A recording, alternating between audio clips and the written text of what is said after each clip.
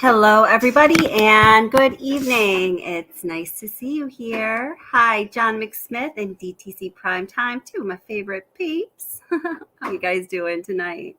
Hi, Utter Nutter. Hi, Jamie Smith. How are you? Thanks for being here, ladies. Nice to see you.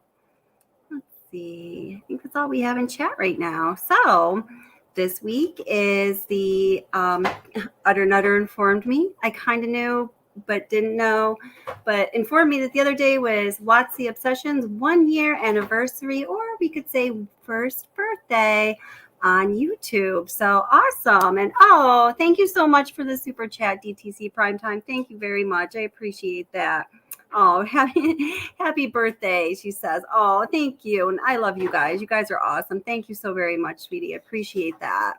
So I can't believe it's been a year and we are at 11,500 subscribers, over 2 million views. There's over 200 videos, and this channel has been heavy, mostly covering the Watts case, but I covered a few other Sherry. I want to say panini, but that's a sandwich. Oh my gosh. Oh my goodness. And Lindsay Buziak. And I'm working right now on Heather Elvis. And I've had some requests to cover the Lily Peters case, who recently was found murdered, a 10-year-old girl in Chippewa, Wisconsin. Yeah. And I've been working on Adelphi, a couple videos for a few months now. So hopefully those other cases, well, they definitely will be coming at you soon. I'm working towards doing 25% of the content on this channel will be cases that are not Watts, and, we'll still be heavy on the Watts case because there is a lot to discuss and discover and investigate, in my opinion, and generally in your opinion too, if you're here. So since it is the 1 year anniversary or birthday week, we're going to have a live stream tomorrow night too. That's going to start at 7:30 p.m. Eastern Daylight Time, which is a little earlier than usual. I'm also considering covering the Johnny Depp Amber Heard trial during the day, live streaming it. Is anyone interested in that? I watched it today. We're going to talk about it at the end of this live stream. Oh my gosh. It was so uncomfortable to watch at times, guys. Johnny Depp's attorney, killer attorney, and she just held Amber Heard accountable on the stand. I don't love Amber Heard. Her personality in many ways is very similar to that of Nicole Kessinger, and I have a live stream planned to discuss that very soon. I keep putting it off a little bit, probably later this week. But I just want to say, I hope the woman finds healing and finds the support and the help that she needs, because to me, she seems like a tortured soul, possibly a trauma survivor, definitely personality disorder, probably very uncomfortable in her own skin. And I just, I am for justice for Johnny, but I hope that Amber Heard gets what she needs to heal her soul, because everyone deserves that, don't you think? So, whoops. Oh, we're in few little beeps here, dings. Let's see. Just a moment. Got to get through these kiddos. Probably like 6 more. No, not even. Hi, Anna. How are you? Nice to see you. Let me see if anyone else joined up. Hi, Nancy S. How you doing? Nice to see you here.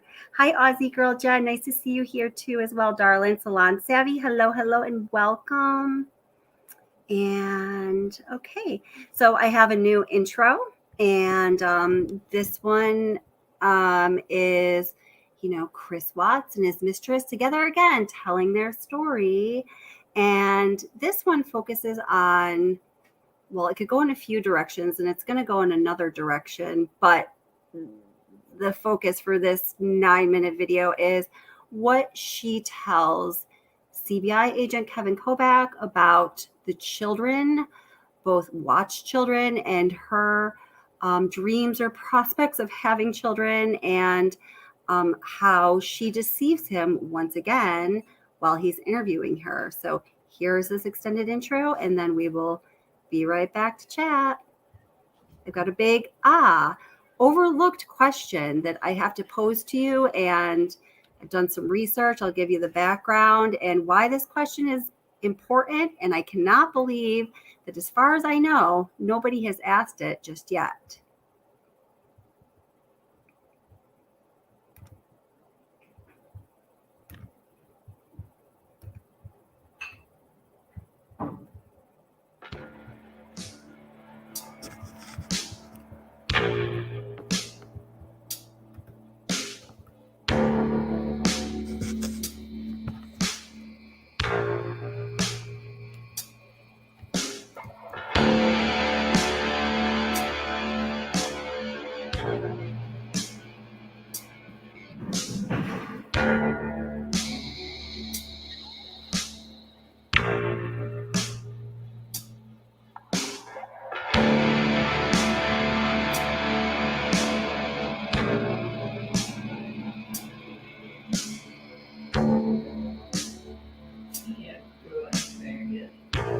Yes, didn't do anything with garbage. Okay.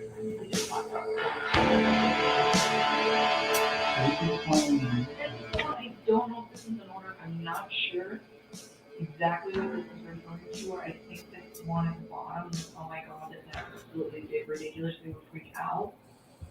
That, do you remember when I told you, like, I was always trying to, like, incorporate his kids and stuff, I mean, even if it wasn't, like, directly, like, me and him, but just, like, I was always thinking cute stuff when I'd see stuff, and I was like, oh my god, little girls would like that, I would show him, and I found this box of Lucky Charms that was unicorn Lucky Charms, Okay. and I thought they were really cute, and I texted it to him, and I was like, do your little girls know about these, because they're awesome, and I was like, little stuff like that, and I don't think that that's the 13th, because I don't think I talked to him that day, what day was the 13th? I can't remember. Monday.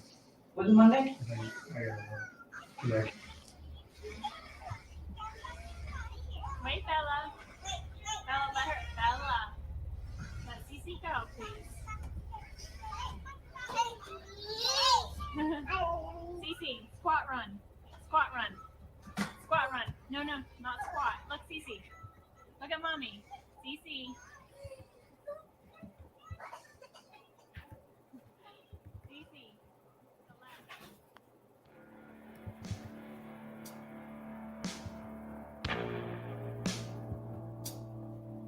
I'm wondering if that's where that came from. So Charlotte is your friend, she's your closest friend. You guys have this conversation, but it never went anywhere besides her. He never mentioned it to Chris. He never said anything about your kids, or his kids, pardon me, damaging your guys' relationship. No. Or On August 12th, according to phone records, Miss Kessinger tells her friend Charlotte about Watts for the first and only time. The next day, on August 13th, Chris Watts' family disappears, never to be seen again. Never, and I mean, even in that, it wasn't like, I never said that his kids were a problem, it's just like he already has a life. I don't know about Right. that. So in light of what's occurred though, what I'm trying to make sure is that there was never a conversation that you guys had that he might have thought that you were saying, I can't be with you if you have kids. I wouldn't be with him if I couldn't. Okay. So I'm just making 100% sure that those. I promise you, Okay. I really want you to pull these texts because all the stuff I've been telling you will sync up. And I hope we can. I haven't been very lucky with your partnership. This was because she put it in your head or asked you to, or She never, I mean, this whole relationship contributed to it. Sure. But she didn't want me to. I mean, was it ever like, I wish you didn't have kids, I want to have, kids of my own with you, like? She never knew if she wanted to have kids, but she said that, at one point she said, I'd like to give you a son. Did she know that Shanann was pregnant with a boy? No. Did she know Shanann was pregnant? No.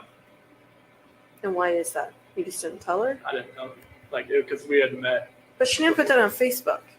That's Like, how did she not see I that? don't know. Maybe she didn't. She just waited for me to tell her, or she put it out of her head. On July 14th, Shanann posted this picture to Facebook. Bought baby Watts first outfit. July 14th is the same day Miss Kessinger and Watts went to the Mustang Museum and returned to his house, where Miss Kessinger saw a picture of Shanann and one of the girls. She reports that she then tried to convince him to stay with his wife, but he reports she went a little ballistic. It's that same day Miss Kessinger told Watts she'd like to give him his first son.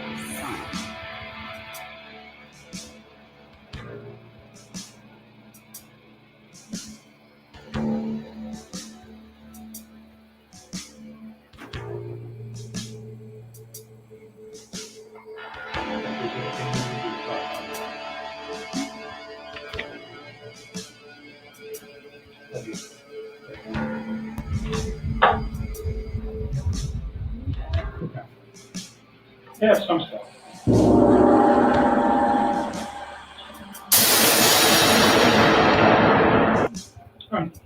Yeah. No.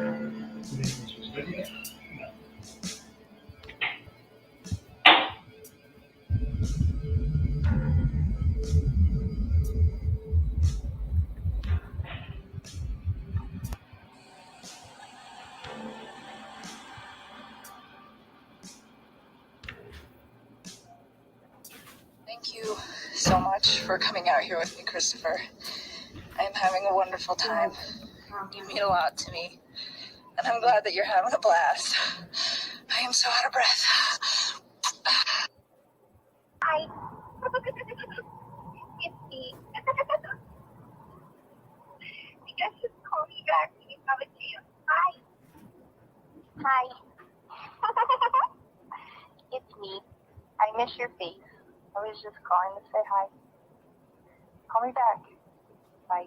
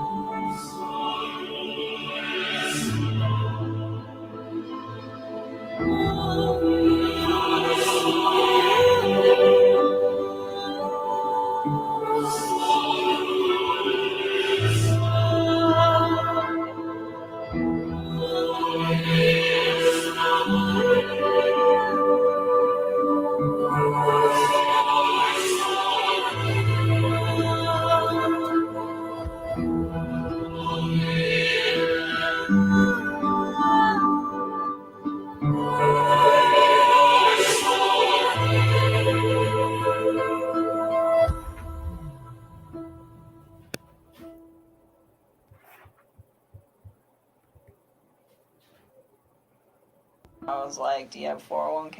And he was like, yeah. I was like, do you have 401k?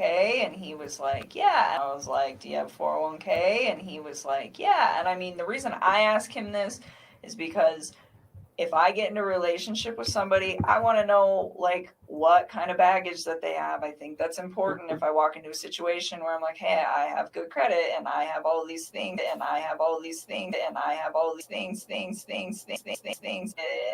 I have all these things that I can't tell you like the exact words of the exact conversation at the exact time and place, because it's like we had a lot of conversations. I mean, we talked every single day. So it's like I'm trying to help you guys with the stuff like the stuff that's more current, I can give you guys a lot more like detail and exact times. But when you're asking me about something that happened 6 weeks ago and exactly what was said, it's like, I mean, I'm sure I can give you a general idea, but to be honest with you, like to pinpoint exact words, it's not going to happen. I'm not.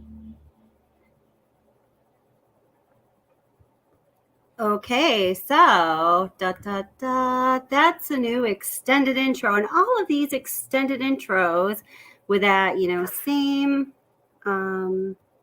sort of music and kind of style are all going to be come together for a feature length 1 hour more artistic documentary, but that's down the road. I planned on doing that, having that done a while ago, but those 9-minute videos, these little segments, take many hours to make. There's a lot of editing involved. So, hi, Debbie McLean. It's wonderful to see you here. Thank you for being here. And I just read a couple of your comments. Spot on and very insightful as always. And hello, Molson Man. Wonderful to see you here also as well. And hi, Justin Lee Reacts. Welcome. I think this is the first time I've seen you here, and I am honored and thrilled to have you here. And hello, Rachel. How are you? Let's see. Love the detailed intro. Very long. Yes, that's right. It is a little bit long for every video. So these extended intros, they're more like segments towards that feature length. And I play them sometimes in the beginning of lives. A lot of times while I'm still getting my notes together for the topic of the day, secret. And John McSmith, my friend, my nemesis. Say hi to you again. And Aussie girl Jen. And I think I saw a Curious Rose. Welcome, my dear. Nice to see you. And DTC Primetime and a Curious Rose. I just replied email to both of you, and I saw that you responded DTC Primetime. If the three of us want to get together sometime, we'll pick a night and go for it, okay? Joan Bradley, welcome. Thank you so much for the messages, and I'm so glad you're here. Thanks for everything you do. One of our wonderful moderators. And Salon Savvy, let's see. I'm going back up there. Anna, let's see. Oh, interesting. So Debbie, with her wonderful, insightful comment, says, John, she said she saw her nephew eating Lucky Charms, but if her sister doesn't have kids, and she does not, then she has no nephew. Or she did not at that time, I should say. Very insightful. You are such a good thinker. I told you that before, and you prove me right time and time again. The way I started to phrase that came up weird. Did she only have a sister, and was her sister married with kids? I thought it was just the two of them. Yeah, that's correct. Her sisters are younger, is the younger sister, right? Because she talks about, I've been talking about how NK and Amber Heard, personality-wise and likely personality disorder-wise, in my opinion, and I do have a background in psychology and applied behavioral analysis, so I feel slightly qualified in saying that, although I have not spoken to either of them, so this is just educated guess based on observation, which is what I do. She and Chris Watts, former Mistress, and Amber Heard have very, very similar styles and methods of lying and deceiving. And we'll be talking about that in greater detail in a live stream coming up soon. So going back to the Lucky Charms and the sister, Debbie McLean, when she's, they're talking about the murdered family, my gosh, a pregnant woman and 2 little baby girls and an unborn child, but she has to always relate the story or whatever said really back to herself. Amber Heard does this as well. We saw, if any of you are following the Johnny Depp versus Amber Heard defamation trial, we see that Amber Heard has a really difficult time on the stand when she is asked to talk about someone else. What did he do? What happened? What are the facts of the case, Amber? But not as they relate to you, and she really just can't do it. So Chris Watts' former mistress, I think that her thinking and her flow of conversation and her tendencies towards, turning the topic back towards herself are much the same as Amber Heard. So we know, because of that, I believe, in my opinion, that she has one sister, and that sister is younger than her, because on several occasions she related, murdered Bella and Celeste Watts, God rest their angelic souls, back to herself and her sister when they were children. Oh, they remind me so much of myself and my sister for all these different reasons. And I think she relates, Bella and Celeste back to her and her sister, 4 or 5 times when Kobach is asking questions about something very serious as it relates to the girls. Ugh.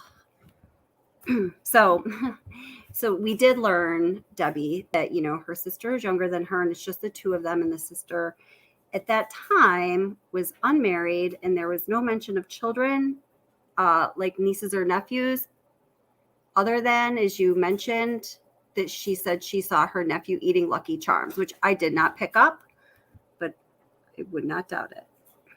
Okay. So, let's see. Is your email on your page? Email you. Yeah, it is. Justin, my email is there, but I'm going to put in the chat right here. I think I emailed you a long time ago too. I don't know if you still have it. I don't know if I emailed you from this account or my personal account. If I did email you from my personal account, please don't share it with anyone, because it has my last name. Okay. So the email, Justin, and anyone else who'd like to email me, it's wattsobsession@gmail.com. So in that email address, there's no the, so it's just wattsobsession@gmail.com. Yeah, definitely email me. I asked Justin to come on the channel. I wanted to interview him after I think I saw his first video on the Watts case. Justin, you stood me up or just went away or forgot or something. But I thought that Justin Lee from the channel Justin Lee Reacts, go check him out if you haven't already. I thought he was very interesting and well-spoken, and I wanted to talk to him about the Watts case. So I immediately emailed him, and then soon thereafter, I saw that a lot of our subscribers, were liking his stuff, and of course, then he has all different new subscribers, which is awesome. Your channel's doing really good, Justin. Keep it up. Okay. Okay. I'm just teasing you, by the way, Justin. All good. Okay. Can the mods drop Justin's link? Absolutely. That would be great. I was just going to you read my mind, Wilson man. If you, any of you, could you please drop Justin's channel link in the chat? That would be great. Justin Lee Reacts. Now, Justin Lee reacts in a very candid way that I appreciate. A lot of things that he has said about the Watts family dynamic, I do agree with, and I think that they're very edgy and risky things to say. Now, I will say, and I've told him this, that I definitely don't agree with everything. As far as, the family and Shanann go, I think that I try to look at things realistically, and I think I just have a softer side. Maybe it's because I'm a female. I don't know. But check out his channel.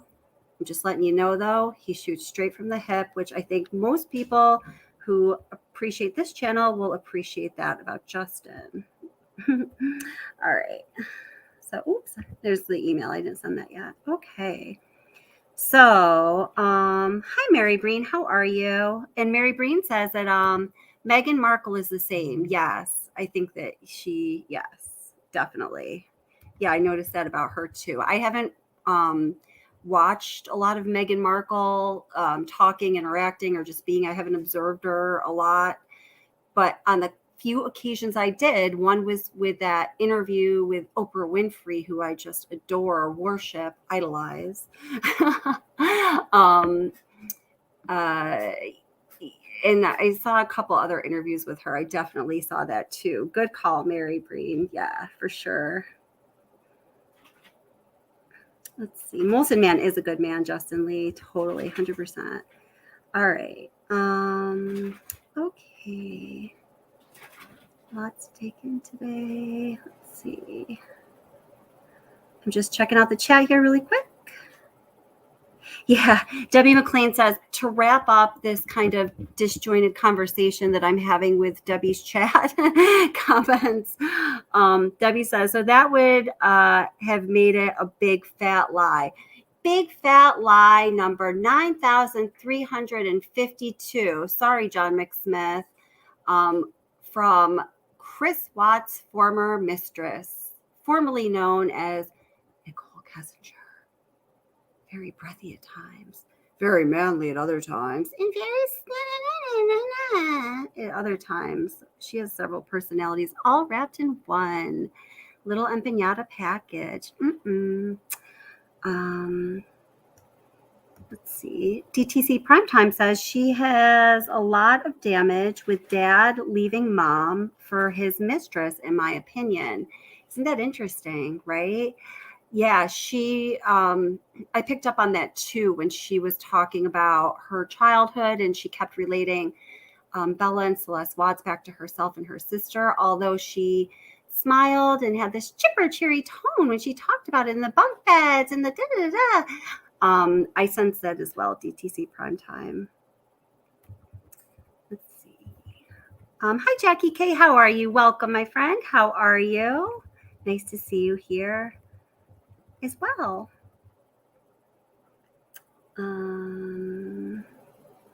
85 Jolisa, welcome. How are you?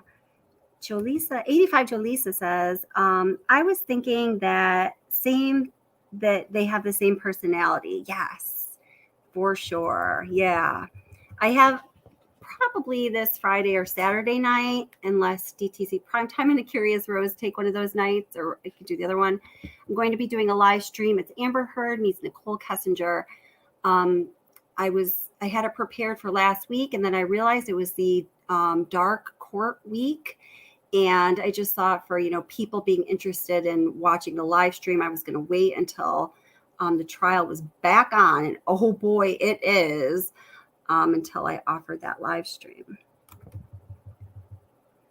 Let's see. Yeah, DTC Primetime, borderline for sure. I don't know if you're watching the trial, but I think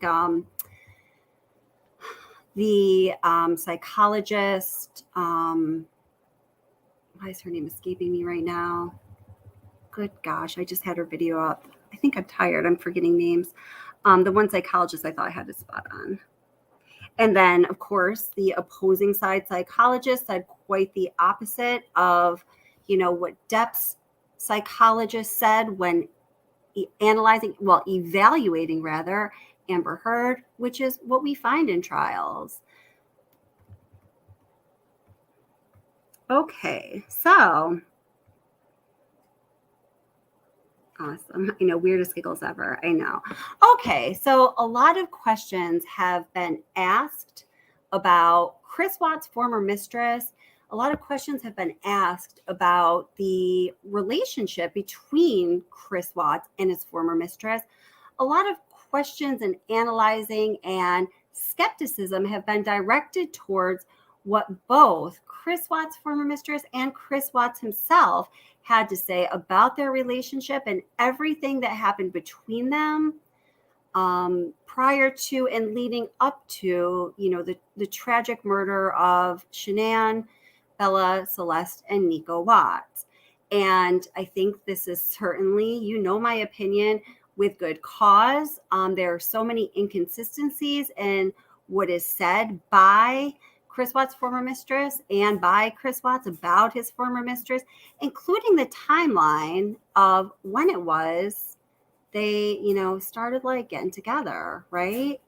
So let's just take a listen to a very short, 2-minute maybe, excerpt of Chris Watts' interview from Dodge Correctional Facility in Wisconsin with Tammy Lee, Dave Baumhover, and Special Agent Graham Coder of the FBI.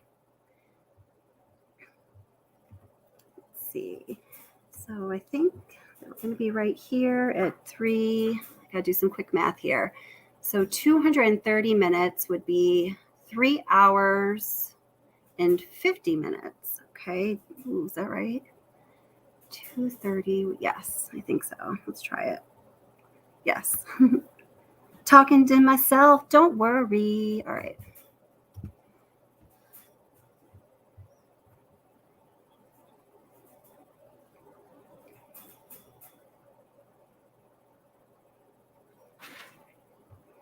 Let's see.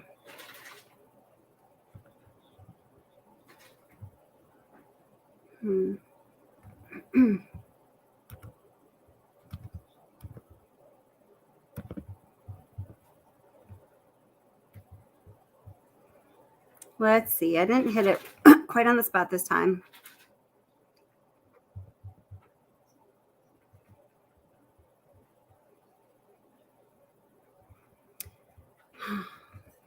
Let's see. Give me just 1 second here, peoples. So if I go to the transcript, which I could just do that, really. Actually, you know what? Let me just, instead of listening to Chris Watts, because no matter how you doctor up that audio, it's kind of a junky audio, that interview from the prison. If it's not doctored up, you have that like kind of roaring, like humming noise that's, you know, kind of obscures certain words. And then when you clean up the audio, I feel like it's so clean and so crisp, it loses some, you know, authenticity in the different direction. So let me just pull up the discovery here. Anyone has any questions or comments, go ahead and pop them in chat. If you want, you can either, why don't you just put them in caps? I think that's the easiest way for me to see it.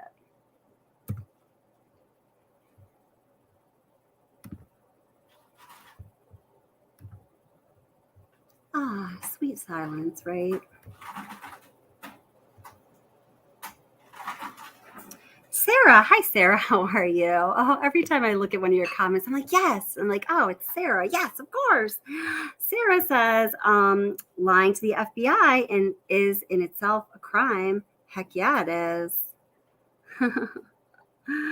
Molson man, always supporting. Come on, kids, slap the thumbs up for our super cool girl, Kelly. Thanks, Molson man. And yeah, hit that like button. Helps me out, helps the channel out, helps us out.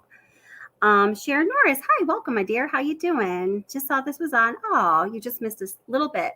Oh, and also tomorrow, guys, it's 7:30 p.m. Eastern Daylight Time, a little earlier than we usually do. We're going to have a live stream, and it's going to be the official Watts the Obsession turns 1 year old sort of celebration. And there's a whole lot of content. I've been working on this, well, for the last 2 days, but like consistently since Utter Nutter brought to my attention that it was our first birthday. So we have a lot of fun stuff and also some member, subscriber, and moderator giveaways. See, targeted someone with an agenda. Sarah also says very, very astute. In my opinion, they both, and I believe talking about Amber Heard and Chris Watts' former mistress, they both targeted someone with an agenda of greed. I think that is, in my opinion, IMO, Sarah, IMO is an accurate statement. IMO.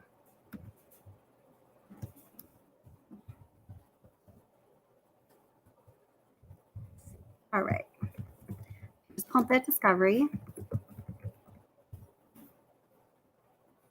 Yeah, so 1 year, I can't believe it, 11,500 subs. When I started this channel, I was certain that I was going to have like 13 subscribers, and they were going to be my mom, my dad, my son, and my best friends, and then like 7 random people. Does that equal 13? So thank you guys so much for supporting the channel and for being part of the community, because, well, this channel is you guys. So thank you. Thank you for all this. All right.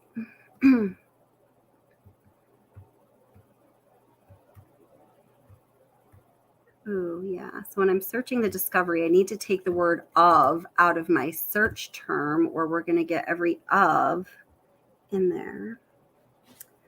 Okay. Mhm.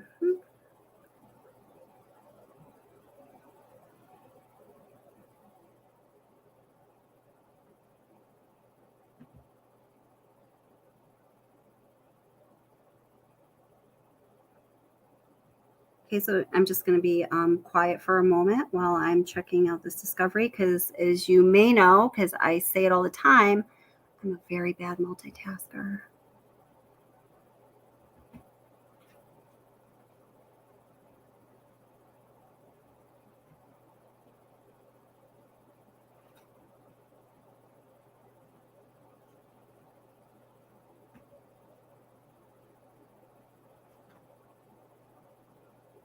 Okay.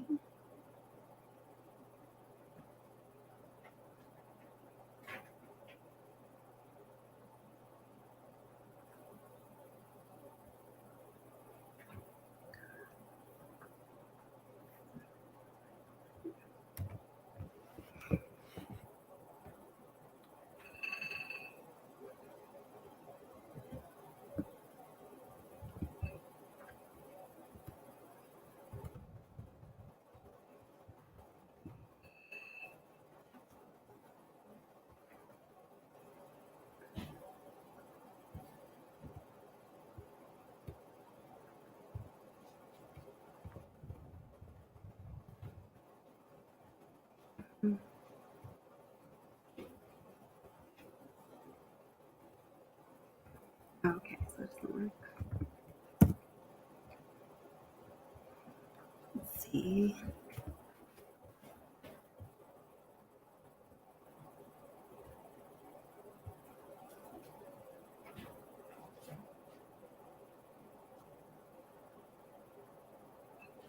Okay, hold that. While I'm looking at this, let me just play you something that's relevant, because the silence is kind of killing me while I'm on a live stream.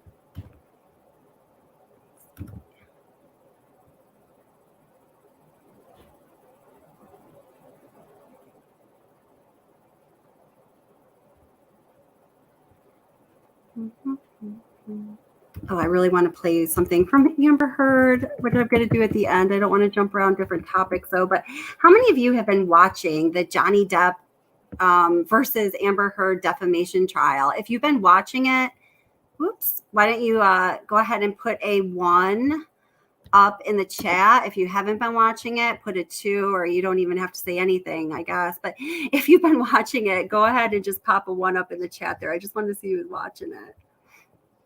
Oh, weird.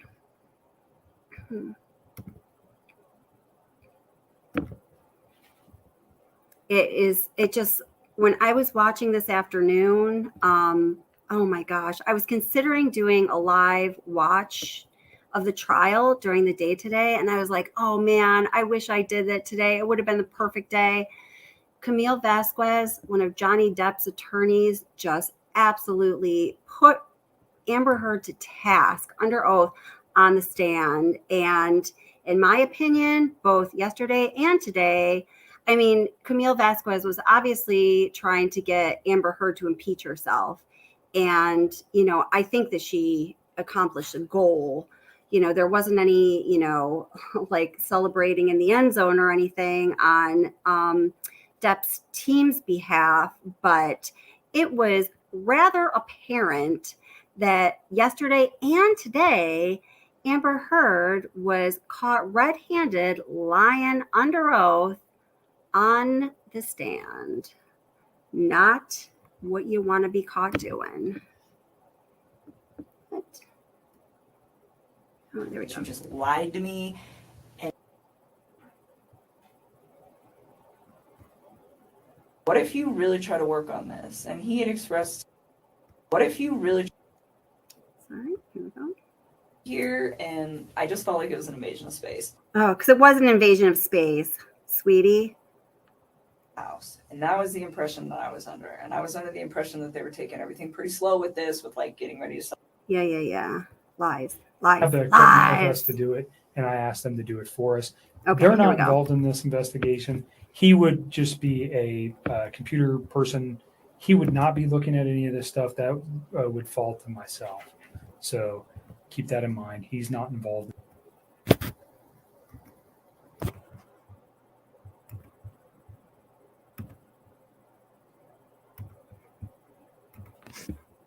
On a disc, and they're going to give it to me. Gotcha. I really want to help you guys. I do. I feel like No, you don't. I'm- No, you this don't. whole You don't want to thing help is them. just If gonna you did, be you want to crazy delete your regardless of messages. whether I give you my phone or not. I mean, that's kind of how I look at it. Like it's happening. It's gonna happen. Oh, it's happening, girl. It's just Reiterate what gonna- you've been saying all along, so it's not like. Well, they do. That's the other thing too. I mean, that's kind of a good backup. Yeah, I'll give I it think to 'em. you hit the nail right on the head. There's reasons why we want everything. It validates things that we know. I'm not gonna come out and tell you that. If you tell me something today, we'll validate it with your text messages, whether it's the ones we have now I or the will- ones you're going to give us. I'll give it Certainly. to 'em. If you want to go get him, I want you to read this. Is what I want you to do before you decide that. Okay. So the second time I went to that house, I'm not sure what day it was, but it was the weekend of the 14th. Weekend of the 14th. August. July. I don't know if it was the 14th or the 15th. One of those 2 days. But we had went out and we stopped there just real quick on the way back. And we were there not very long. But that time I saw a picture of his wife and one of his kids. And I remember thinking to myself, like, wow, she's so beautiful. And I like took a step back and I was just like, this man has a gorgeous house. He has beautiful babies. He has a beautiful wife. He has an awesome job. Like, why would he want to leave this? And I remember talking to him about it. And that was the first time that I tried to actually say, what do you think about not separating from your wife? Like, what if you really try to work on this? And he had expressed to me that we've tried to work on this and it's not working. So that is why we're separating. And I spent some time, like, just, you know, kind of, because it almost made me feel bad, where I was like to the point where I'm engaging in a relationship with a man who, the way he described it, is in a contractual agreement, but was not in like an emotional relationship with somebody. And for me, the way I would have preferred to do this is to have waited till that contractual agreement was also done, and he was done, and he could have approached me and said, I'm just had a divorce, you know, maybe we could take this slow, what do you think? But instead it was, oh, we're separated and we're working on a divorce. And that is the part that I feel bad about, because I should have waited on that and I didn't. And, you know, I was just like, well, they're already there. So, you know, but then being in a house was just like, why? Fix this. Find a way to fix this. Make it work, you know? And I was like trying to push him to do it. And he seemed pretty reluctant to do it. He didn't want to. And I don't know. We were still seeing each other fairly frequently, but I kind of like backed away so we weren't hanging out quite as much. And we were still close, but it was just, like, I really wanted him to try. Like, I wanted to know that he tried and it didn't work, and then he moved on, not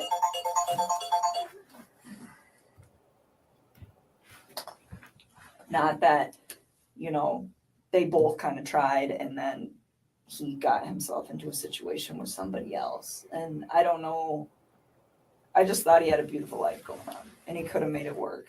That was the way I looked at it from the outside. So is this something you reflected on since this event, or was this you? No, I was doing it then. Like You said this doesn't look right. He's kind of, I don't want to be responsible for breaking up a marriage, especially with 2 children. Is that kind of the gist I'm getting here? I didn't think it didn't look right. I mean, I think he was legitimately sleeping in the basement, and I didn't think that these two were, I mean, I think it was like, hey, we're both stuck in this house for now. We got to sell this. In the meantime, you live here. I live here. We sleep in different rooms, take care of the kids. That's just like kind of how I took that. And no, I didn't think it didn't look right. I just thought it just seemed like he had so much going on, and it was just beautiful that I was like, why don't you just try this out, you know, and see if you can fix it? And he'd always be like, well, what about us? What about us? I'm like, don't worry about us. Like, that is more important. Like, try to see if you can like salvage whatever it is that you have going on with your wife. And you know, I always got the impression that he was a great father to his kids, like always. And so, you know, I was like, and be the dad that you want to be. I was like, and see if you can make it work. And he just, like, we kind of talked about it off and on for like a few weeks. And I was just kind of like, I don't know. Like, I think I was kind of like cold feet about it when I went, after I went over his house. And so this was like pretty early on. And then he told me that, he went to North Carolina. And he was like, I'm going to talk to her when I'm in North Carolina and see if I can get her to do this, to like try to like rekindle the flame. Okay, so try to salvage his relationship as you've been asking him. Yes, and then if he when decided, did he go to North Carolina? I think it was like the last week of July, somewhere around there. Okay. So I mean, this was like a couple weeks that I was just kind of like trying to push him to do that. Let's pause at North Carolina, and we'll come back to that real quick. I want you to read this. If you don't understand what it means, then ask me the question. But basically what it says is you have the right not to let me look at your phone. I'm asking to look at your phone for the purposes we previously discussed, for the text messages and your phone log, and unfortunately the photos that are attached therein too. That information is only relative to this investigation. I'm not looking at anything else except for the conversations between you and Chris Watts, and the phone data between you and Chris Watts for phone calls, for times and dates for those phone calls. And then the content of the text messages that are there. And we'll write that specifically down here. Understand that. I don't want anybody to get some of those texts. Like, they have nothing to do with this case, and they're just like, between you and Chris? yes, they're just. So just tell me what They're just kind of raunchy. Okay, like, I don't need anybody. Everybody's an adult. Posted like we're not going to somewhere. Post it. I don't want the newspapers to get that. That's all I want. The only ones that we would be looking for, again, is the same kind of questions we're getting to here, is things about his children, things about his wife, the questioning of, did he ever, has he ever said something to you that might indicate, maybe not then, but now, that there was something like this in his mind, or you know what we're looking for. I don't need to come out and tell you that. I understand the embarrassment of particular photos or potential sexual types of conversations you may have had with Chris. It's not relative to the investigation. We don't care. Okay, you're an adult. I'm an adult. Everybody in this room, even your dad, and I give it to you for saying that stuff in front of your dad, because I'm not sure many women could do that. So that's not what we're after. We're after the information that corroborates things that you've told us, and also that corroborates or may tend to prove that things that Chris told us were a lie. You understand that? And that's maybe going a little bit far. I usually won't tell people that, but because of your reservations, that's what I'm looking for. If I can disprove something he's told me by a phone records don't lie. People do. Okay? So if I can disprove something that may be important, that's what I need it for. I'm not saying I can. Has it happened before? Absolutely. Is it critical in cases that I've worked in the past? Yes. So that's why I want it.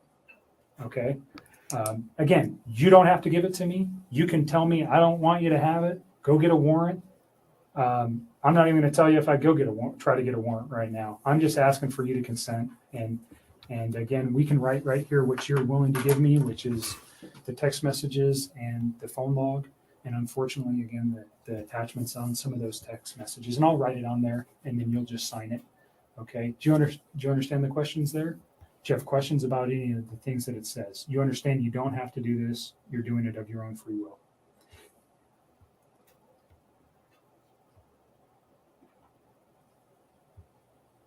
And I know you're tired, so if you want to let your dad read it too, He will. Thank you. That's a good idea. Can you fill it out before I sign it? Yep. And just you read it, and if you have any questions, then we'll put on there what we're after. I'm so hungry. Should have told me. I would have got you some food. I got food in my car. It's not staying down. It's just coming She hadn't been back up. feeling good. Not because of any, just Like I got sick prior to this whole thing happening. Oh, and who then cares? Okay, so all right, guys. So I finally found what I was looking for here. So there we heard, Chris Watts' former mistress talking about the time when she went to the Watts residence on July 14th, 2018. So those of you that are with this channel regularly know that I firmly believe July 4th, 2018 was an absolutely pivotal day in the lives of everybody involved here. It's the day when they went to the Mustang Museum, and then they went back to Watts' house, and Dieter drugged the mistress upstairs, that strong little dachshund Dieter, and she saw a picture of Shanann and one of the girls, and she started pouting and kind of freaked out, and was just kind of playing some mind games with him. It was then after she was in the home and she saw the picture of Shanann and one of the girls that she told Chris about her eHarmony dates, probably in an act of retribution or spite, thought that would make him jealous or angry. And that got Chris a little riled up, which went two ways for him. He said he felt like a manly man, felt fulfilled being able to, coax Kessinger back in from sitting out in her truck after she stomped out and sat out in her truck for a good long time and texted him, pouting and acting like a teenager. And, that made him feel like he was doing the right, being a man thing. But it also caused him to be very jealous. They both said it was on that day when their sex life changed. It went downhill from like 4 to 45 times a day to 3 times a day or something like that. And it was on that day when, as I mentioned in the long intro video, that she said she'd like to give him his first son. But according to both Chris Watts and his former mistress, the first time she was actually at the house, 2825 Saratoga Trail, was on July 4th, 2018. So now we're really moving into the big question that I have that I think we've all overlooked. So I've been thinking about this big question a lot, and depending on the answer to this big question, simple question, but big question in this case, I think it could give us information about some unknowns going in one of two directions. So let's stop being theoretical and ground this in some actual fact. I'm going to share with you the transcript of Chris Watts' interview from Dodge Prison on February 19th, 2018.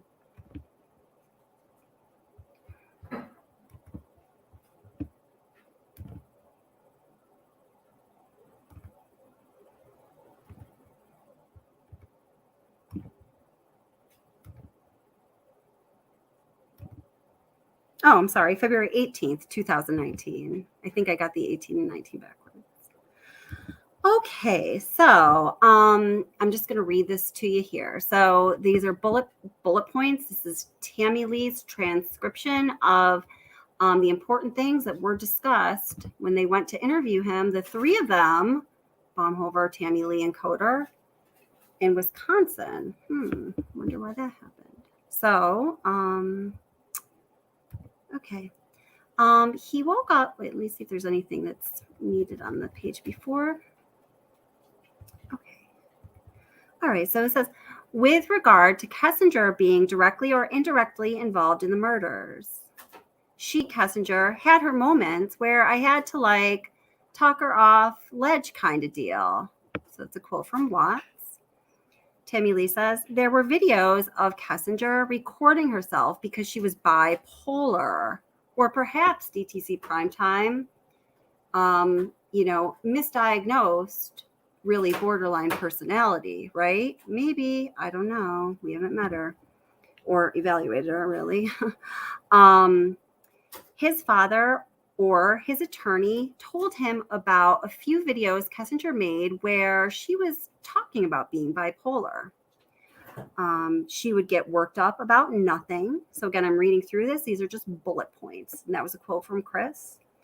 Kessinger came to his house one time on July 4th, 2018.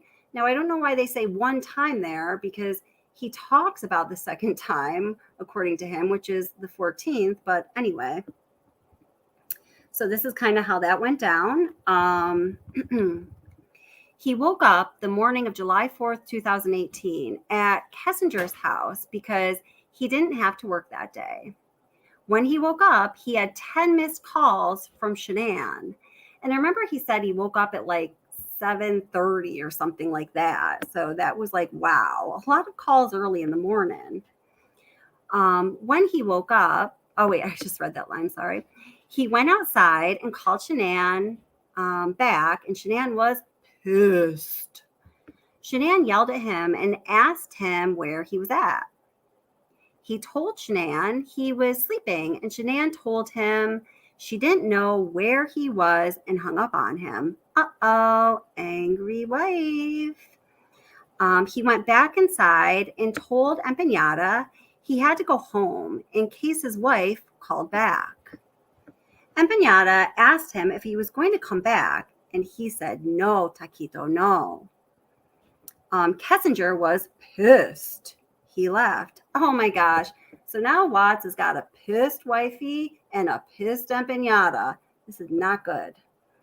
Next bullet point says, Kessinger said she felt like she was always going to be second fiddle. Kessinger told him she researched online if mistresses could turn into a real relationship.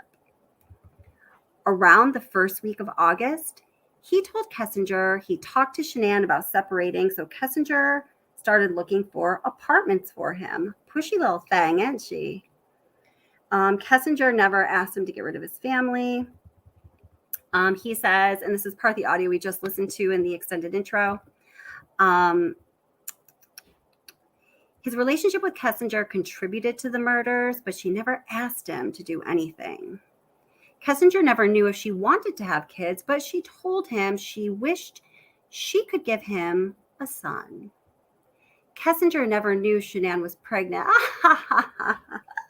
We just laugh at that. It was possible Kessinger saw Shanann was pregnant from Facebook, but Kessinger never mentioned it to him if she did see it. Okay, so now as we are listening to Chris Watts recounting the story, what he says is that he left, he had to run home. He knew that his wife was really pissed. He didn't want her to call back and him be anywhere but home. So, he had told Kessinger while she was in the shower, I've got to go. She was mad that he was not staying there and that he was going home to attend to his wife, even though his wife was across the country, So we don't know exactly how it happened, but we do know that somehow the situation looked like this. Kessinger still at her apartment with wet hair, towel around her head. Chris Watts driving the white Lexus down the highway or up, west on the highway, back to 2825 Saratoga Trail. And somehow that scenario changes and Kessinger ends up on the doorstep of 2825 Saratoga Trail at the Watts residence. Now, we also know this because when Kevin Kobach is questioning her in this very same August 16th interview that we were just listening to, the one for which the video was recently released. Thank you, Plunder.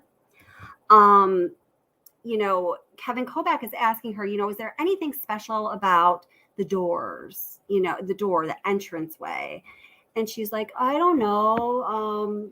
She says something about literally the door. And it's one of the times I believe Kobach starts to get a little irritated with her, which I like. I like when you can hear his irritation with her because, damn, he should be irritated. I get irritated listening, right? I'm sure you guys do too. He's like, not the door. I'm not talking about literally like the door, but is there anything that's unique about, the entranceway or whatever he says? And she dances around playing this game like, oh, something about maybe a camera? And when she does this, she like has her finger in her mouth like a little kid, like a baby. But something about the door? Oh, I guess I should remember. I was only there twice. Damn, I wish I was playing this part of their interview, or her interview. And she finally says, yeah, there's a camera there, and I know there's a camera because of the news coverage, but also, she ends up saying that the first time she was there, she doesn't say, Chris had to leave my house and I'm a psycho girlfriend. So I took off from my apartment with a towel around my head and showed up on his doorstep. But she does say that, Chris let me in. I remember he couldn't open the door all the way because the carpets were wet. He had just shampooed the carpet. And he said to me, I'm going to have to move this furniture back when the carpets are dry. Just shampooed the carpet. But she did go in through the front door and he let her in through the front door. So somehow, again, the situation changed from Kessinger being at her house, out of the shower with a towel around her head, Chris going back home to the 2825 Saratoga Trail. He's probably going to go work out in the basement or do something like that. And then she ends up at his doorstep. Now, let's think about their reported timeline, guys. This is on July 4th. According to both Chris Watts and Nicole Kessinger, they started dating towards, the very end of June or the beginning of July. Kessinger references it being right around the time of her birthday or just before. Her birthday is July 4th or 3rd, right? One of those 2 days. So, according to both of them, they just started dating right around July 4th, if not like a few days or a week earlier, right? Are y'all with me? I'm going to check chat here real quick. Hi, Lobo Mendina. Oh, so glad that you could make it to a live stream. Welcome, my friend. How are you? Hello, Rubberhead. How are you? If I missed anyone else, I'm sorry. I missed a lot of chat here, so I'm sorry if I missed you. Say hello, and we will say hi back. Hi, Chick Tracy. How are you? Welcome. Nice to see you here. Do you need a ride? You do? Are you nodding? Yeah? Okay. All right. So let me just give me a second here. And just 1 second. Did you talk to your dad? Your phone's dead? Okay. Here, you want to call your dad on my phone? Do you want? And then I'll give you a ride in a minute. Or do you not want to? I don't know my dad's phone. Okay. Are you okay? What? Are you okay? Okay. Okay. Sorry here. Okay. So now this is all leading up to the really big question that must be asked. Just give me 1 minute. Dun, dun, dun. Suspense. Let's see. Oh my gosh. I just happened to go back to this video, the interview video of Kessinger. I just have to show you the look on the woman's face.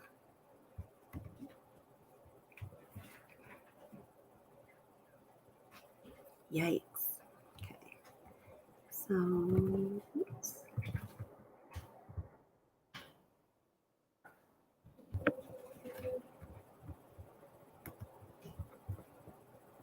Oops. Actually need the transcript of that.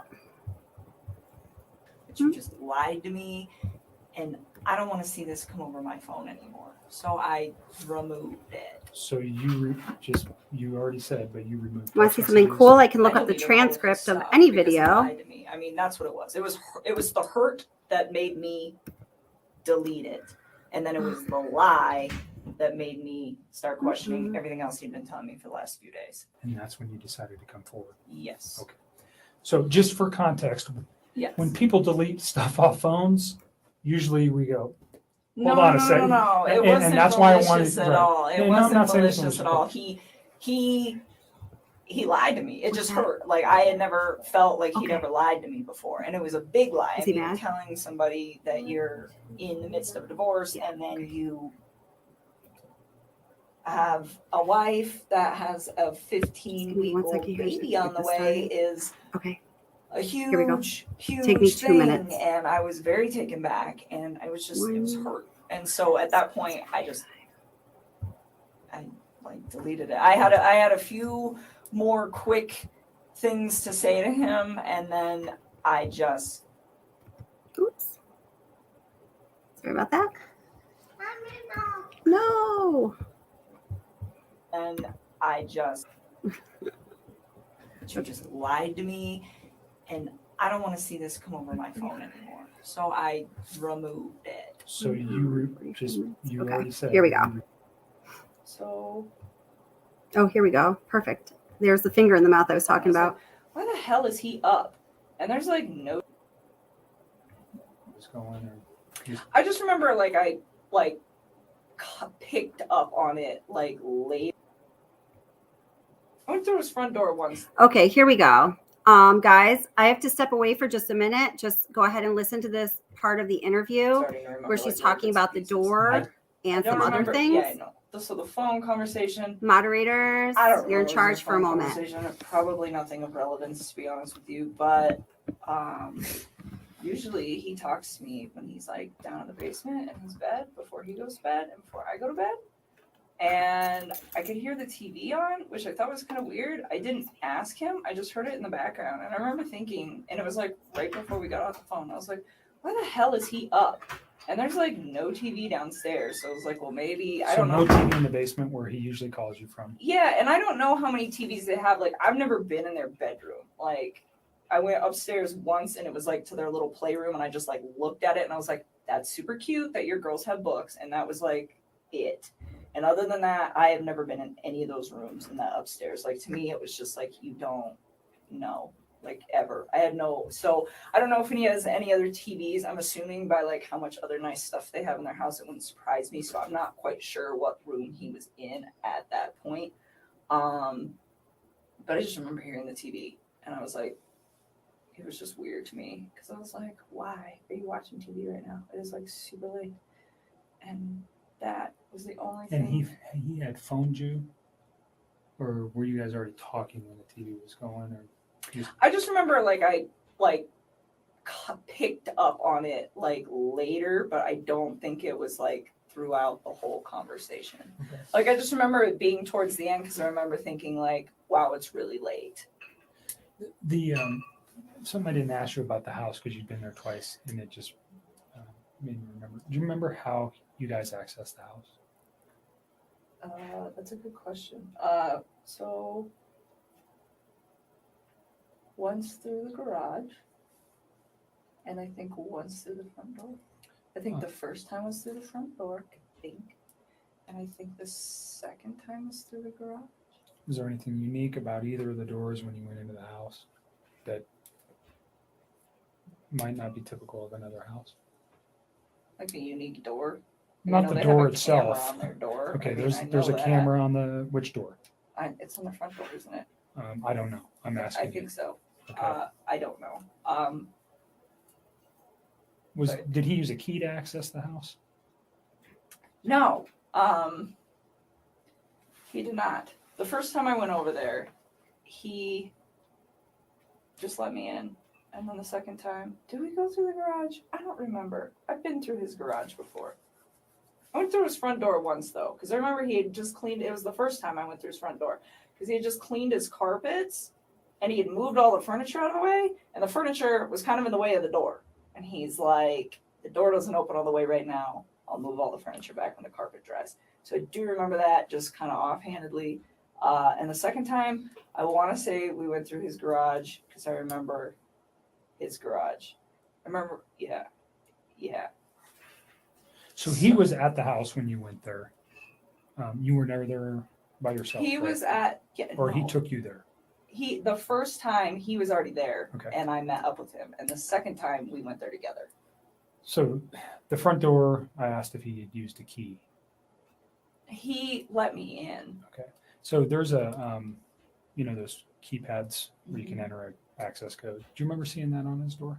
Like, I want to say vaguely, but to be honest with you, I don't remember. Like, he let me in that day. That So was he never so gave long you ago. he never gave you the code to access his home. No. Okay. Not at all. You talked about a security system. there was this camera on the front door. Was that just like a, you know what a Ring doorbell is that goes to your phone? I don't even know what it looked like. I only Okay. know that it existed either because A, I wasn't paying attention the first time I was over there, but B, because of all the stuff that's going on right now. That's the only reason I know Okay. it's in Did you remember existence. seeing any cameras anywhere in the house? No. Okay. Did he ever tell you about the alarm system or give you an access code to the alarm system? I wouldn't have asked for that. I wouldn't have wanted that anyways. Sorry to regress to that. No, Let me you're Go okay. back to the phone call or where you noticed the television in the background of the phone call.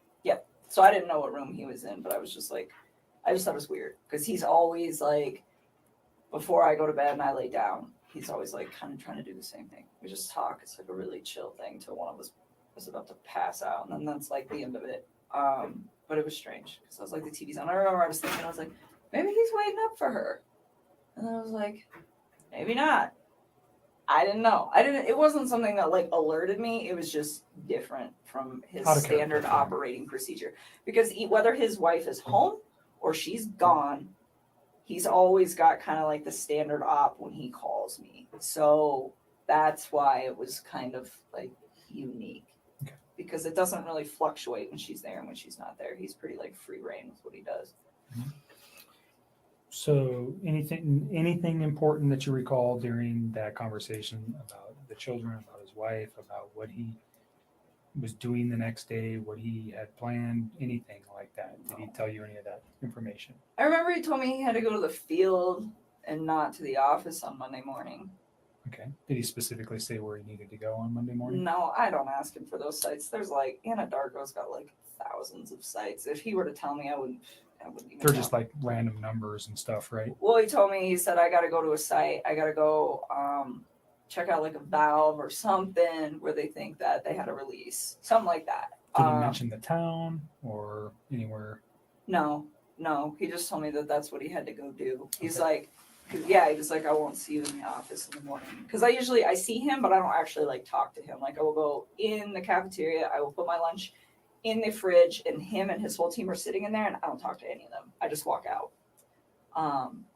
But anyways, yeah, he's like, so I won't see you. I'm going to the field, which is not an uncommon thing for the ops guys to like just go straight to the field. Like it happens. Like typically they go to the office, I would say like 3 or 4 days a week, but there are days where him and his other team members are not there. Or like I'll get in there and some days the cafeteria is packed and they're all there. Okay. And other days I get in there and there's only like 3 or 4 of them. So it didn't cause you any concern that he's No. like, I'm going to the field on Monday. I won't see you.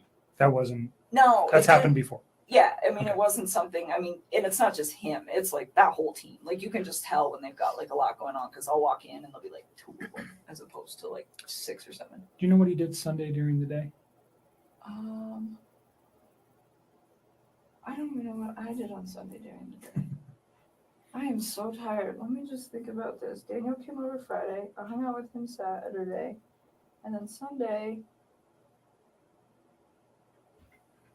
When did Jim come in? Monday. Huh. Jim got here Monday. What did I do on Sunday? I am like drawing a blank. I'm really tired. I don't know. Can I get back to you on that? Did you guys have any conversations on Saturday night during your meal, what he might be doing on Sunday?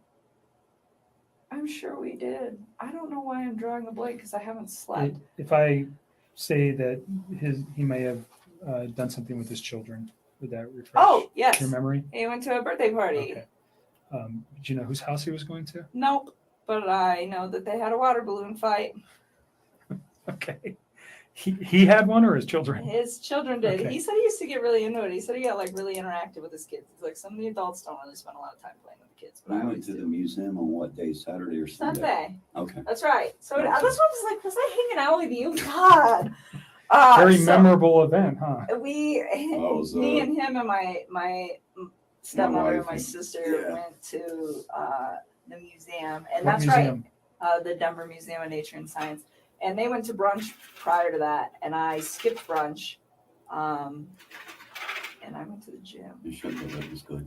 I had to do core day. That was the last time I worked out, actually. That's So what we did- did Sunday. Okay. Yeah, so core day, and then we went to the museum, and then did he tell you about the water balloon fight on Sunday evening during your conversation on the phone? I think so. Okay. So think you don't know whose house he went to on Sunday, but you knew it was for a child's birthday? Yeah, and he had told me about that in advance, really. So I don't know if it was Saturday that he had told me that he was going to go that birthday or like Friday. I just remember he was like, I got to go this birthday party Okay. with my kids. Any other conversation that makes sense? I mean, honestly, at this point, I'm really tired, so I know there are certain things that I need to tell you guys that we'll get to as these days progress. Yep. But in all honesty, if it doesn't stand out to me now, Today? it probably That's fine. wasn't relevant. What about that 9 o'clock thing you were telling me on Monday? Oh, that he told me? Oh yeah, well we'll get there. We're still on Sunday. So we're on night. Sunday. We're gonna get literally- I know, to this is gonna be a long we're gonna night. get there to Monday. We're getting there. Oh. So Sunday night or Sunday during the day, you had your own personal stuff going on with your family. You never see him on Sunday. Okay, so thank you guys so much. My son had a friend over. I had to take him home. I didn't notice how late it was getting. So, gosh, thank you, moderators. You're awesome. Thanks for holding down the fort. Okay, so, I see we're talking about all kinds of different things now. And they never get to Monday. That's right, Molson Man. And they never get to Monday. And one of the biggest questions I have just about this interview, about them interviewing Kessinger, particularly when her dad is there, that we have absolutely no answer to, is when her dad interjects and says, well, what is it you told me about, 9 a.m. on Monday? And she's like, whoa, wait a minute, Dad. We're not even like there yet. We're still on Sunday. Okay, anyway. And Kobach's like, yeah, man, we're on Sunday. We'll get there. I don't know. I want to believe that Kobach was a more savvy and sophisticated and skilled interviewer than the impression that we are sometimes left with. And I think Tammy Lee does. I kind of think Tammy Lee is like this, that she's so good. She kind of makes it look easy, and almost like haphazard. But I don't know if I feel that way about him. Anyway, so you hopefully saw that part. When they're talking about, so what's special, about the front entrance, or however it is he words it. And I love the finger in the mouth. Let me see if I can find that again. We won't listen to the whole thing again. But First time he was already there, and I met. Okay, so the first time he was already there, and I met up with him. So right there, she was talking about July 4th. He was already there, and I met up with him. So she makes it sound cool. Yeah, he was there, dude, and we met up, man. We met up because that's what we dudes do. Yeah, it's the only phone I roll with, dude. But, what really happened was he went home, so his wife wouldn't get more pissed at him, and she followed him, right?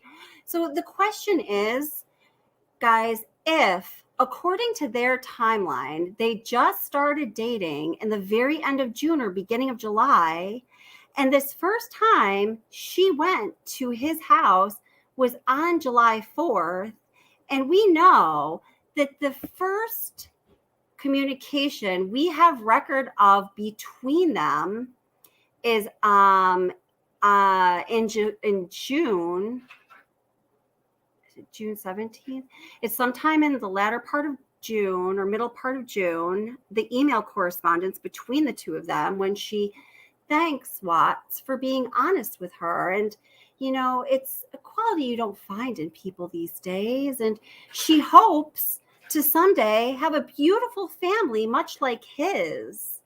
Obviously, she wasn't talking about his family that was falling apart, like she later maintains that she knew they were getting a divorce. Well, why would you send an email saying you want a family like his? You want a broken home, a broken family like the one that you came from, Nicole Kessinger? Just kidding, NK, just kidding. And I'm just joking about the broken home thing, by the way. I'm a single mother. My parents are divorced. We're all broken. That was just a joke. Somebody was just saying that they think that she's really hung up on her dad leaving her mom, or her dad marrying a mistress in her childhood. Anyhow. So the first communication we have between them, like personal communication, are those emails through their work email that are kind of very cordial, and then they take it off of email, they go to their work phones, and they go to their personal phones. This is all transpiring in the end of June, to the very beginning of July. So now this is July 4th when she shows up at his doorstep. Okay, so Shanann went to North Carolina on June 26th. All right, just 1 minute. One other thing to show you here. Hold up, wait a minute. Da, da, da, da, da, da, da. Okay. Shanann went to North Carolina on June 26th. And now it's July 4th. June 26th, and now it's July 4th. So approximately 1 week later.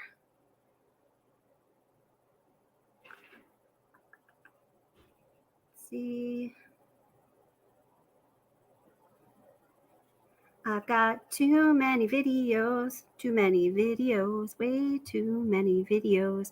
I want to organize my videos, the channel's videos, in a better way than just like playlists and random, but I don't know how to do it. If anyone has any ideas, please let me know.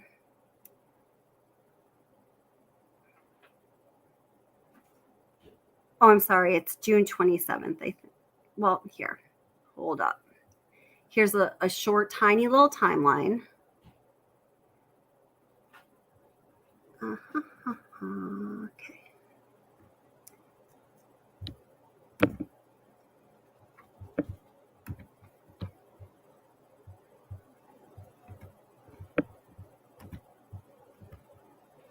Hi, Tia Marie. How are you? Nice to see you. I just saw you in chat there.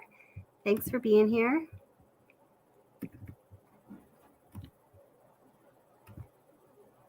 Home.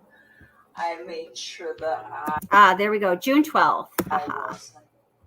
This is what we know about the timeline in the beginning of their relationship. Watts receives his first email from Kessinger on June 12th.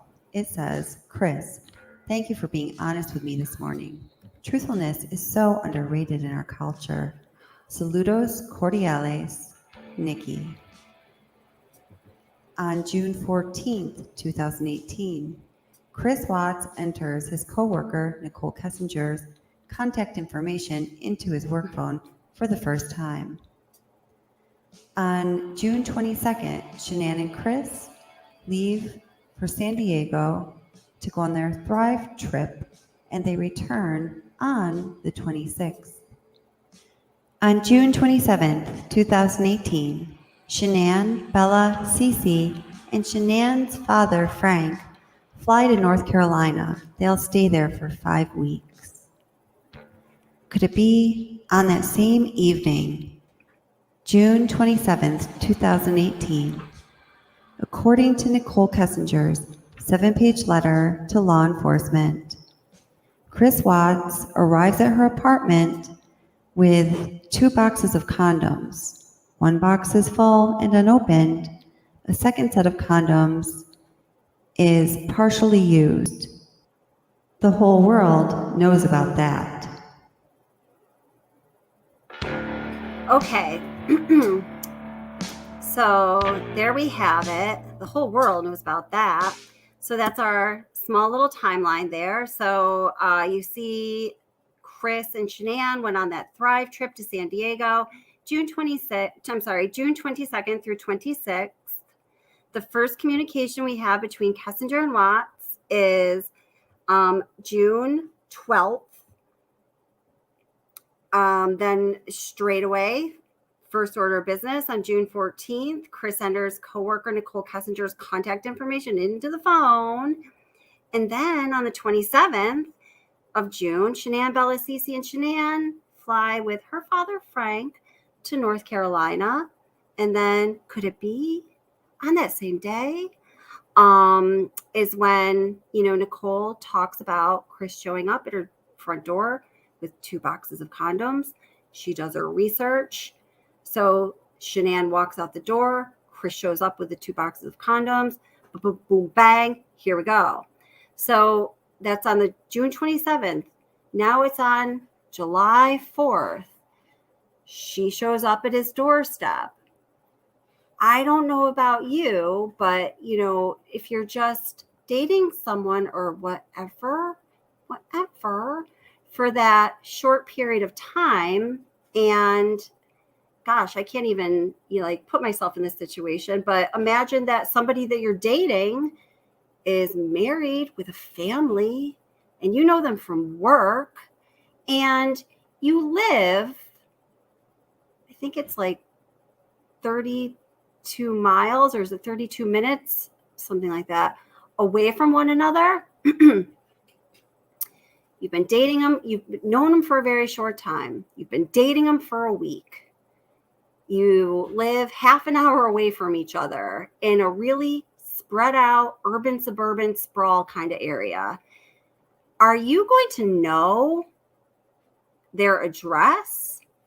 Are you going to know where that person who you have been dating for a week, you've known very casually, but through work for a very short time, and that person that you're dating, that you've been dating for a week and you've known through work for a very short time, which is a formal relationship, you also know that they have a beautiful family because you just sent them an email telling them that you want one just like his.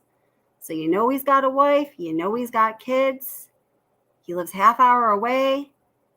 You've been dating him for a week. You've known him for a short time in a formal relationship. It's through work. Would you know what their address is? Would you know where they lived?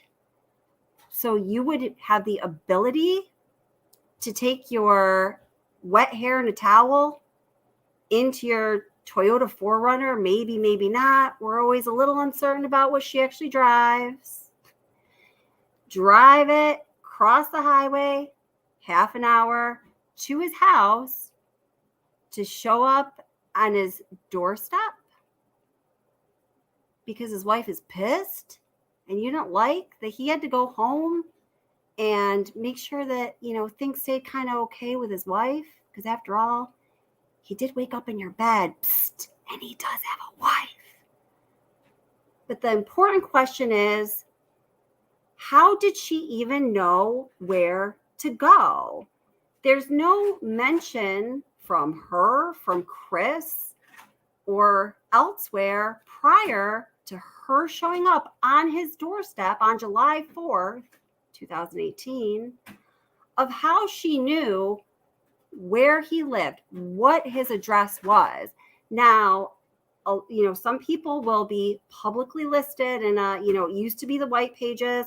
I don't know if it's called, well, I actually kind of do know because I researched this.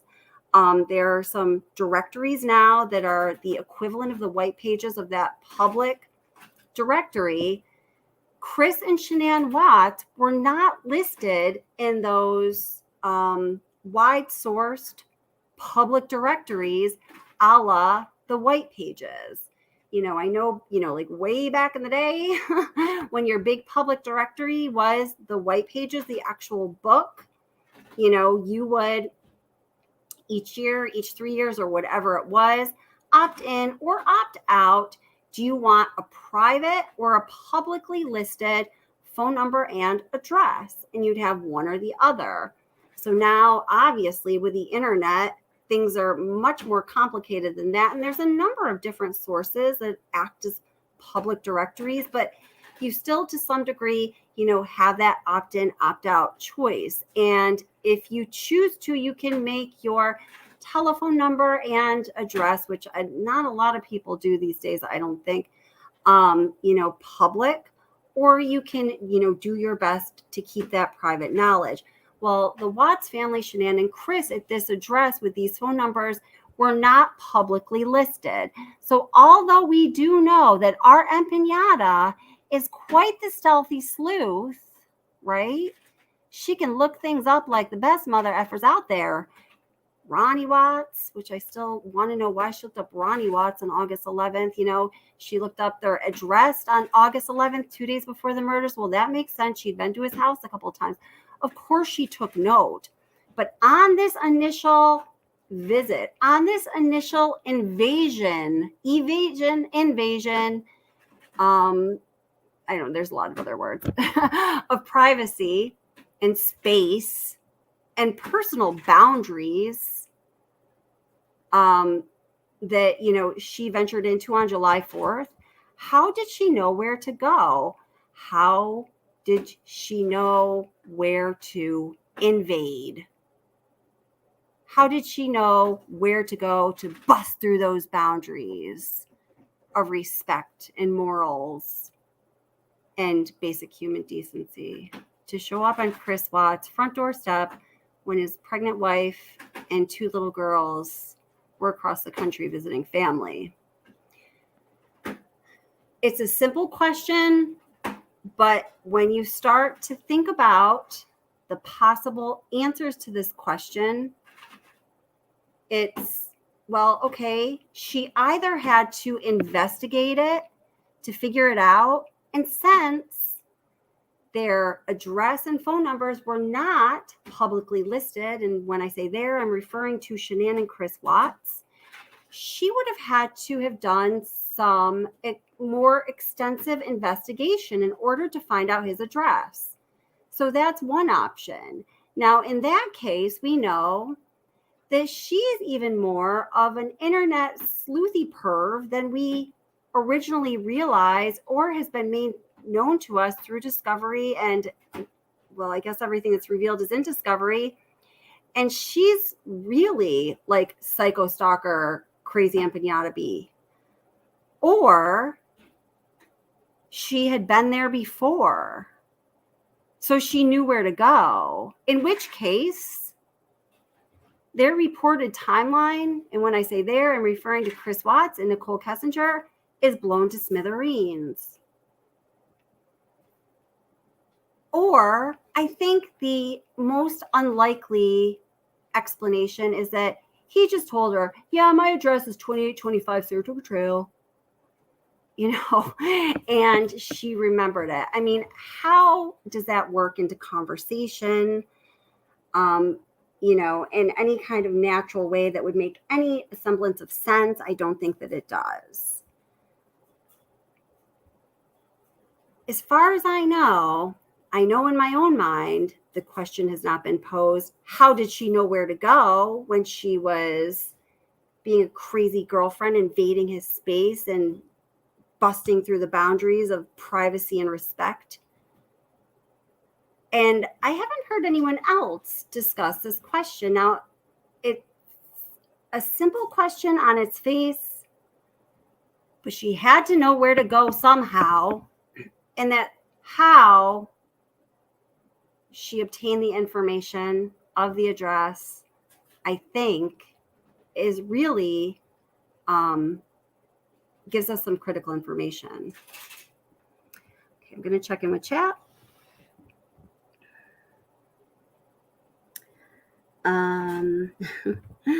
Tia Marie says, exactly, Kelly, and that's so psycho to show up at the house. Who does that? I know, someone with borderline personality disorder, like Amber Heard. Yes, and NK. I don't know if you were there for that part of the conversation when we were talking about the 2 of them together.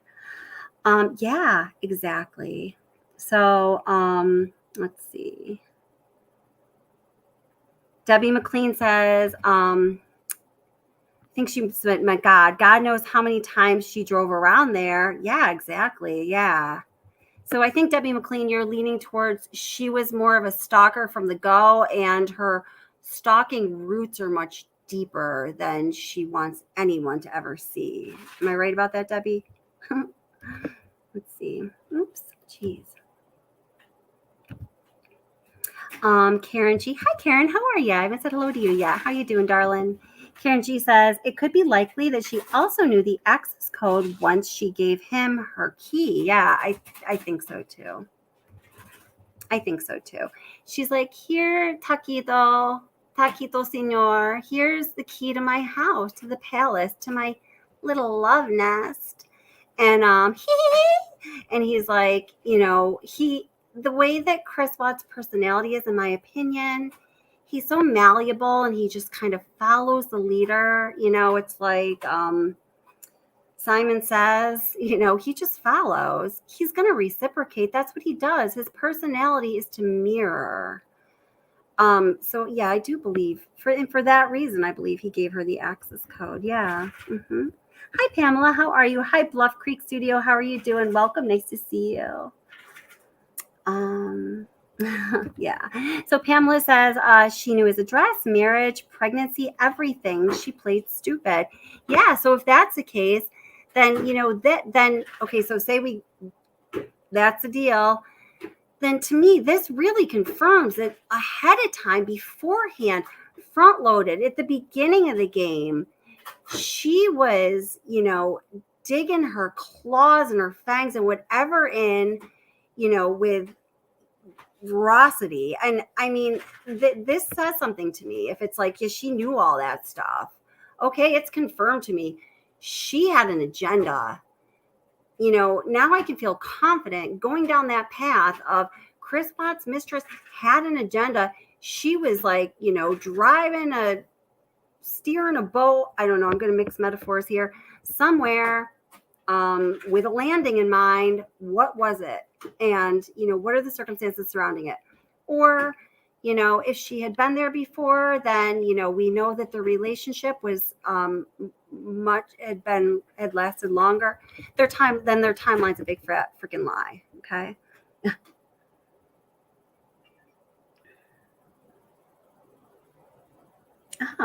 This is really interesting. Ara says, we all demonize NK for being the cause of what happened, but I'm starting to believe that CW was always dark inside and NK just brought it out. Ara, I 100% believe that. Yeah, I think that you're spot on there.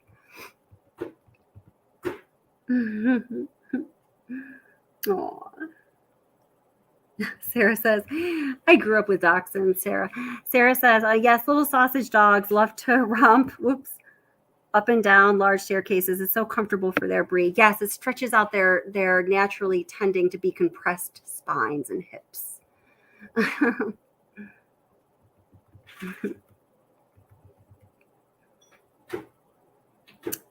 Debbie says, I wonder if he was shocked when she showed up. Well, depending on the answer to how did she know where to go, I would say either hell yes or nah, she probably figured. Well, good question though. Good question though. So Joan says she could have Googled them, his name, and found his address.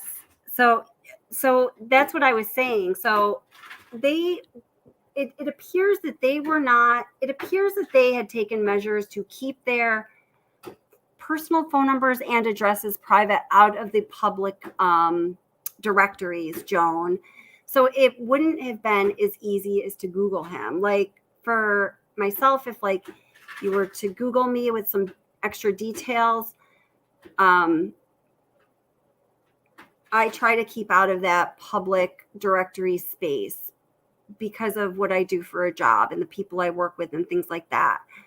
And it seems that they were in that same realm. So I don't think it was going to be as easy as just popping his name in the old Googler, which he knew how to use very well.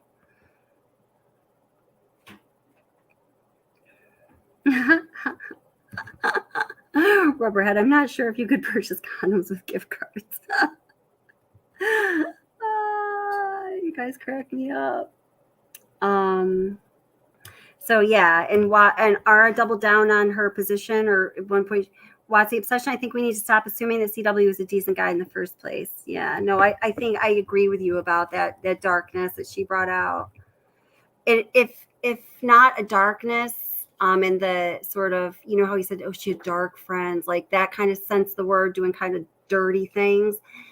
It was either darkness like that, Ara, or a void that was so empty, it was a dark hole, and to me, the nuanced distinctions there exist, but I think with him, it's either one or the other. Anyway, let me see some more.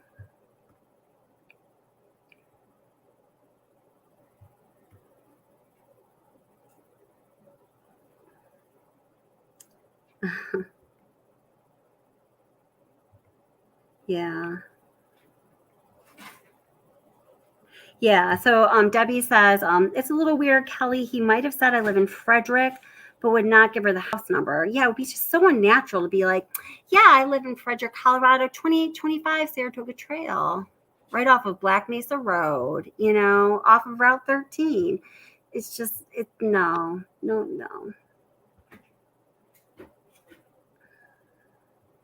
Oh, Tia, I'm sorry, Turquoise. Oh, hello, Turquoise. How are you? Welcome. I haven't said hello to you yet. Hello, welcome. This is a good question. When did her friend go home that she hosted that weekend? So I might be wrong here. Guys, help me out. Sometimes there's so many details, and there's so many details that we're left to speculate a little bit about or fill in the blanks with this case. Sometimes I do think I know the case relatively well, but sometimes there's so many details and it's late and I get confused. I think on the weekend of July 4th, didn't she go away with her friends? And then it was the weekend of, the murders, that prior to August 13th weekend, when her friend Danielle was supposedly in town, right? I think that's how it went down. Am I wrong, guys? I might be wrong. Hi, Double R. How are you? Welcome. Nice to see ya. You're not too late. We're getting towards the end, but you're definitely not too late, and I'm glad to see you here. And I'm not sure how to pronounce. So not that. I know how to pronounce Sharon. Let's see okay. V Marshy 1 says, agreed, his demeanor was a cover because he had evil thoughts, in my opinion. Yeah, and there's evidence of that throughout his life, right? His Cindy Watts, saying that she would, it sounded like it was a rather regular occurrence when he would lock himself like in the bathroom and be like kind of crying, anxious, praying, whimpering kind of thing. It's weird. If my kid was doing that, I would be like, honey, so we got to talk, like, what's going on? I'd ask him, I would have a conversation with him about it. I'd want to know what's going on. I mean, if you're in the bathroom crying and praying regularly as a child, if that heaviness is on your mind, and you know that as a parent, my God, it's your responsibility as a loving person to help alleviate that anxiety and heaviness from your child's mind. I can't believe she never tried to talk with him about that and work through whatever he was in the bathroom crying and praying for all the time. Jeez. I mean, both families I have great respect for. I think they're wonderful people. I didn't mean to be insulting to Cindy Watts. She seems like a lovely person. On that one point, I just have questions. That's all.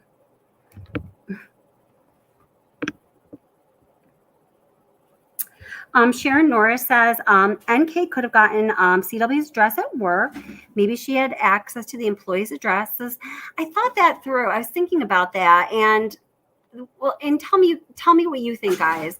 So this really is a conversation I've just been having in my head for the last few days, when it occurred to me that we just don't know about how she knew the address. And in my opinion, that could be something that reveals some more critical information we all want our hands on. In my experience, particularly, I've worked at a couple large corporations. I worked at like Merrill Lynch for a while at one of the big, large corporate campuses. Well, partly anyway, but I've worked in corporate Anadarko type settings before. And then smaller companies at Merrill Lynch that are still very corporate. It's always been my experience, at least my perception is, that HR, human resources, will have access to that personal information like address and phone numbers and whatever else. But so this is in 2018. So in the last decade, for sure, and at least, companies are very careful about not letting personal information, private information go any further than in the, blessed hands of your HR representative. You know, I feel like those details about people don't really leave HR, because if they do, and especially a company like Anadarko, when they were very concerned about exposure and liability, if you let one little piece of information about an employee go that causes them any pain or discomfort, or God forbid, a crime, even if a misdemeanor or something, the company's exposed for liability. I don't think for that reason I was shooting down work, but maybe. Oh gosh, double R. You're trying to catch up. What is the subject? Well, we just really got to, like, you know, the meat of it. Well, in the beginning of the live stream, I have a new extended intro video. And then just watch that. It's only 9 minutes long. I posted it separately today too. So that's just going to be self-explanatory, and it's going to lead you down a certain road. But now we're asking the question, on July 4th, after Nicole Kessinger and Chris Watts had only been dating for a few days to a week, and they'd only been communicating really on a one-on-one basis for like 3 weeks, and we only really have emails to show that communication. He wakes up at her house on July 4th. Shanann calls. She's pissed. He leaves her. He goes up to his house, and Kessinger somehow ends up on his front door. How did she know where he lived? That's the question.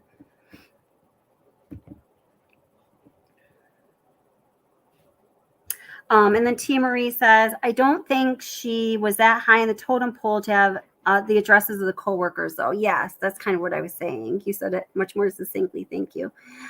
She was safety, right? Yeah. I just don't think, I really feel, I thought about that first. My first thought was, well, she got it through work. But then I was like, well, she's not in HR, right? No, okay, she's not in HR. She's in health and safety, whatever. She couldn't even tell Kobach what her own job was.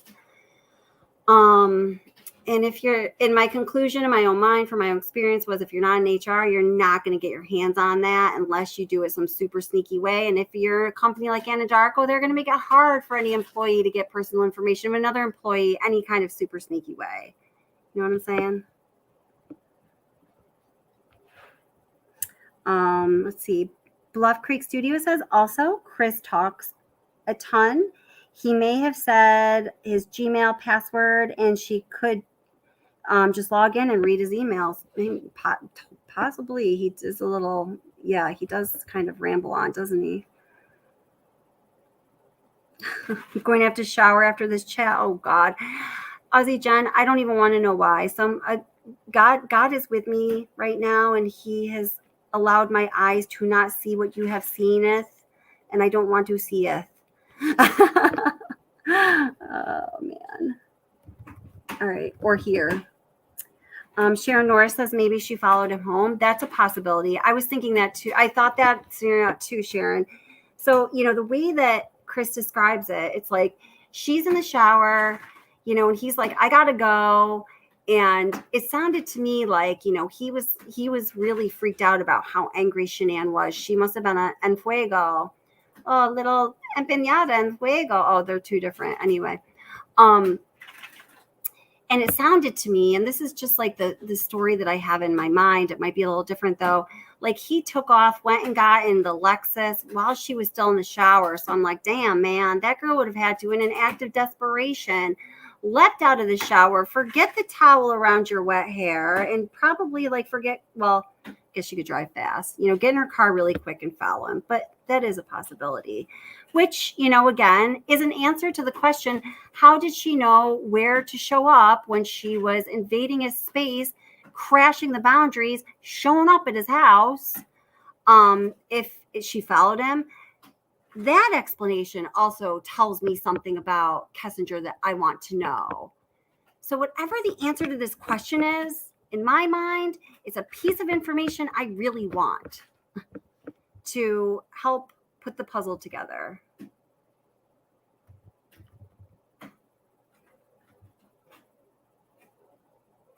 Let's see. She slept with what? He slept with someone. Let's see. Oh, yeah. Me too, Turquoise. I was going to say that earlier, but I decided not to go there, but you did, so I'm going to read it. if my first date showed up with condoms on the first date, I'd slug him. Yeah, or I would just shut the door. I'd be like, "Oh, seriously? The nerve of you." Ho Chi Winner, how are you? Nice to see you. Far-fetched, but maybe NK had a fake Facebook and was following Shanann Watts. She had loads of pics of her front door.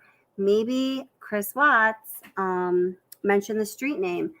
Yay, yeah, that is a possibility. And again, if that were the reason she knew where to show up, if that was it, that was the real explanation, that would also give me some information about Kessinger that I want to know. You know what I mean? Like she really, we're not just creating this bobblehead persona caricature of herself, of her. She really is like all that cuckoo, cuckoo, cuckoo, you know?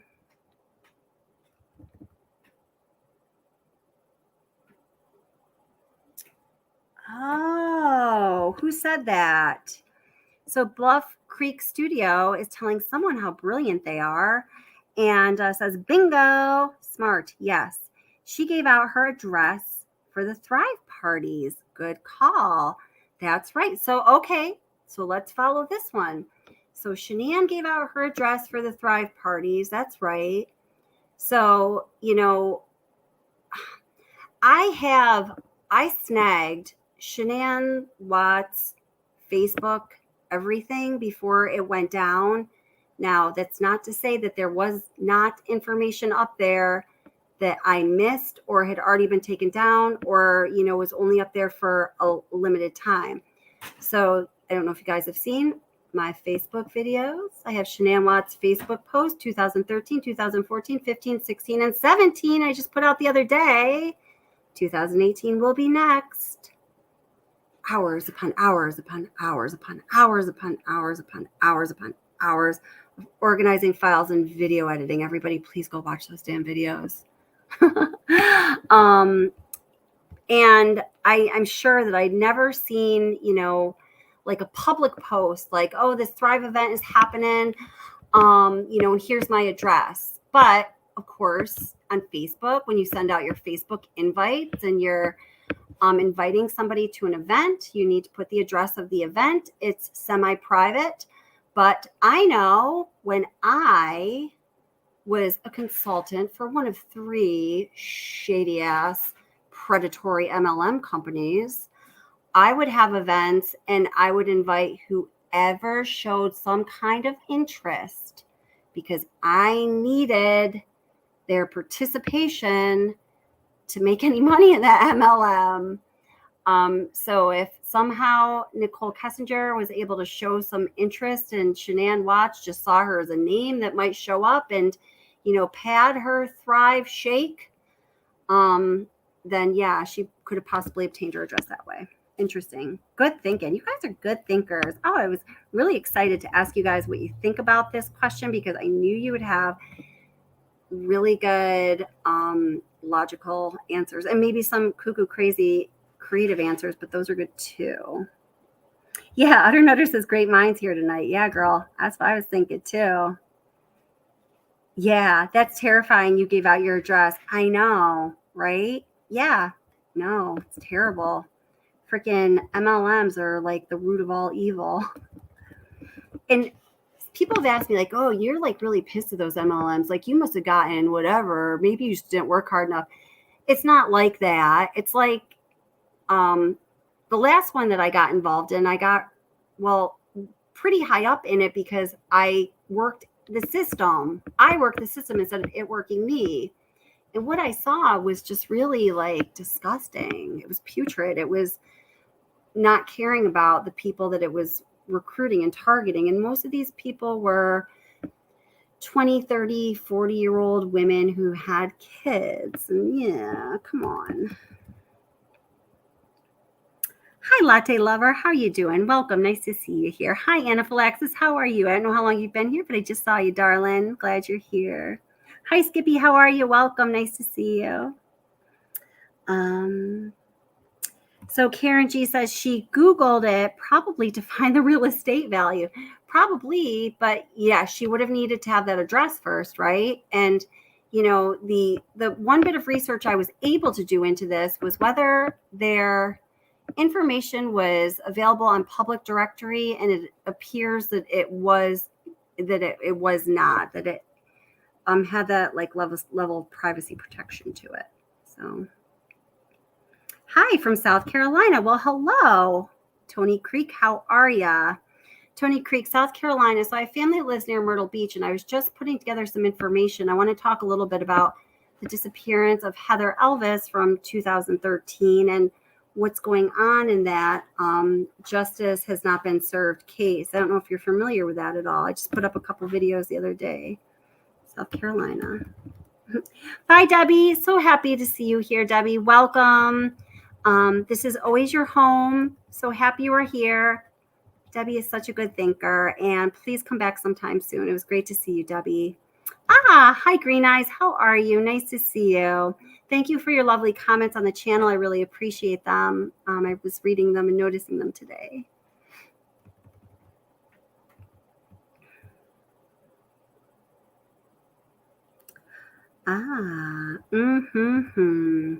So Joan says, Shanann had a Pampered Queen party, I think.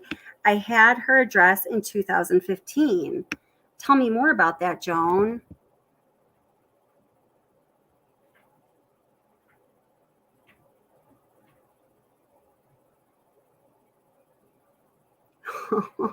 Turquoise. I'm not going to pin that comment, but you're funny.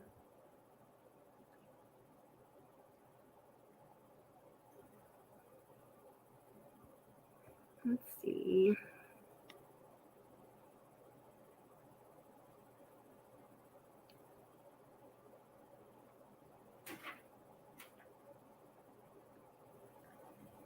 Yeah, so let's see. I got to read this comment out loud. Double R. A human has to make an assumption in how one gets so much info without anyone telling us how she actually obtained said info. You're referring to Kissinger? Turquoise says, I bet she was all up in his phone when he wasn't looking. She seems like that kind of empanada, doesn't she? Her and Amber Heard, all up in the shizzle.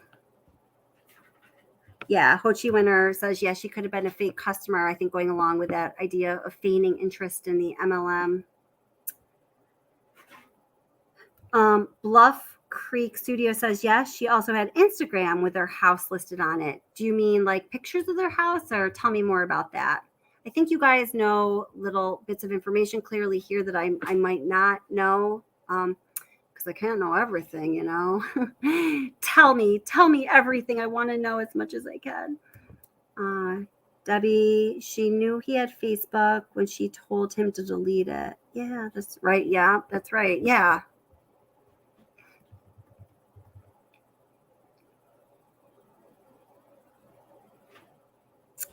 Yeah, okay. So this is a big question too, Tia Marie, and this is an issue that I've been looking into a little bit, and I want to really dive into it deeply at some point.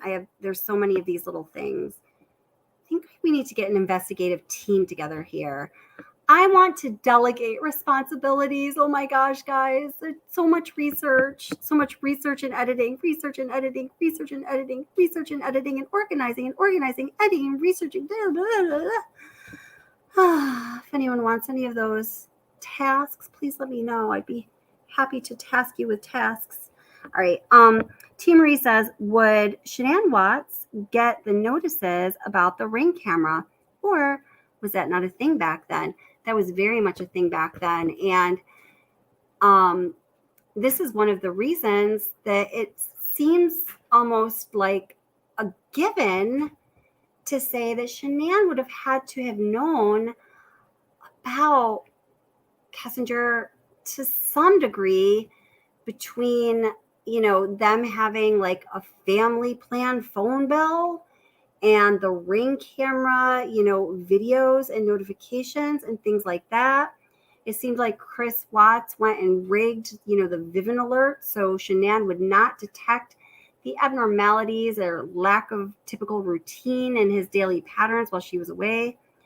But these other things, the phone records and the ring notifications, and I don't know how those are accounted for if we still say that, Shanann did not know. She did not know about the Mistress until like that last weekend or whatever.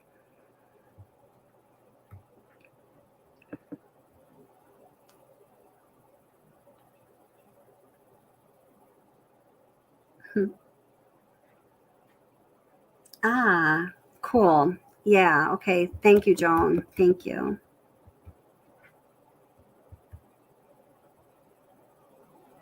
Let's see. So Karen G says, I think that, I don't know if you're talking,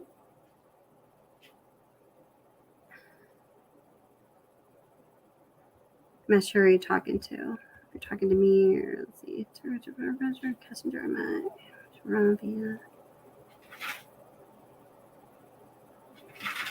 oh, latte lover. Awesome. Yeah. So happy you're here. That's awesome.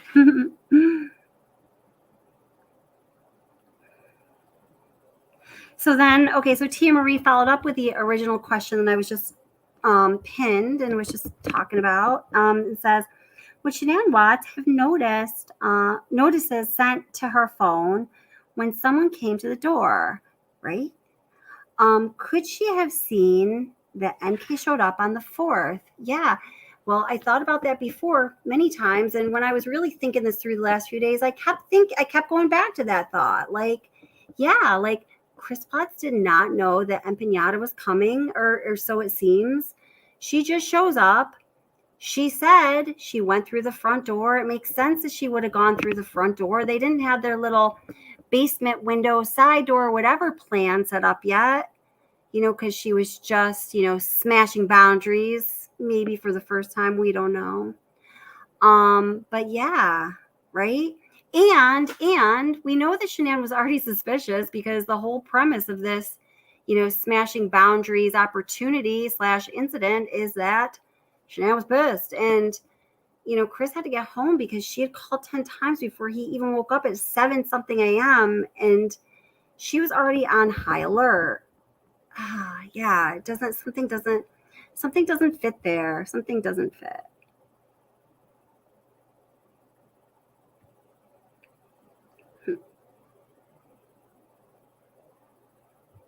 John, don't be inflammatory, my friend, my nemesis. Don't do it. Don't do it, John. John, don't do it. Yeah, I agree with you, Turquoise. Na boo boo. John. Just kidding. No, I'm being inflammatory. Turquoise says, NK reminds me of the Long Island Lolita, Amy Fisher. Yes, me too. They even have a similar look.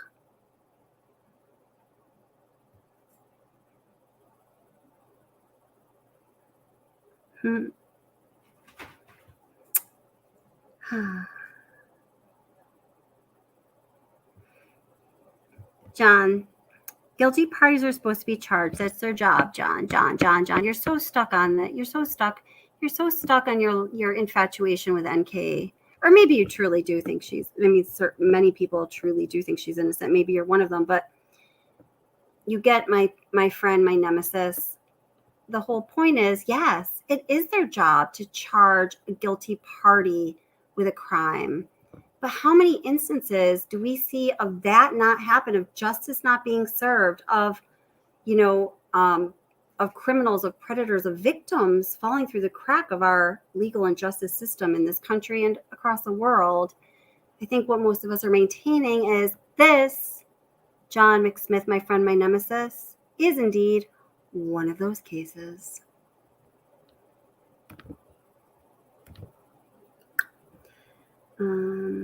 Sarah says, no hurry. Good investigations take time, especially when there is more than one participant.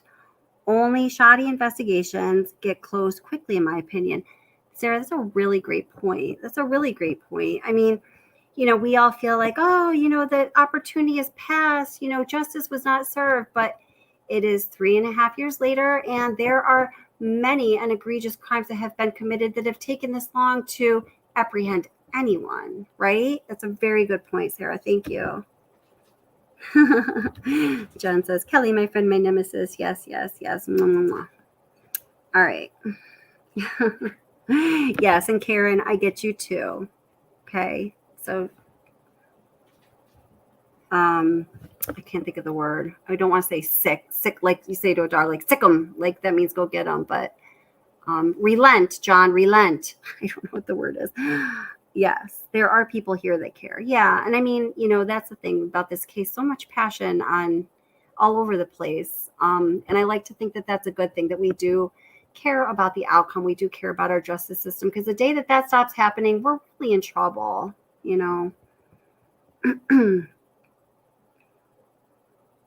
Oh, look at that. John McSmith says, Karen G, did you? Oh, yeah, she has a point. She just made it. I thought you said you have a good point. That's why I pinned it.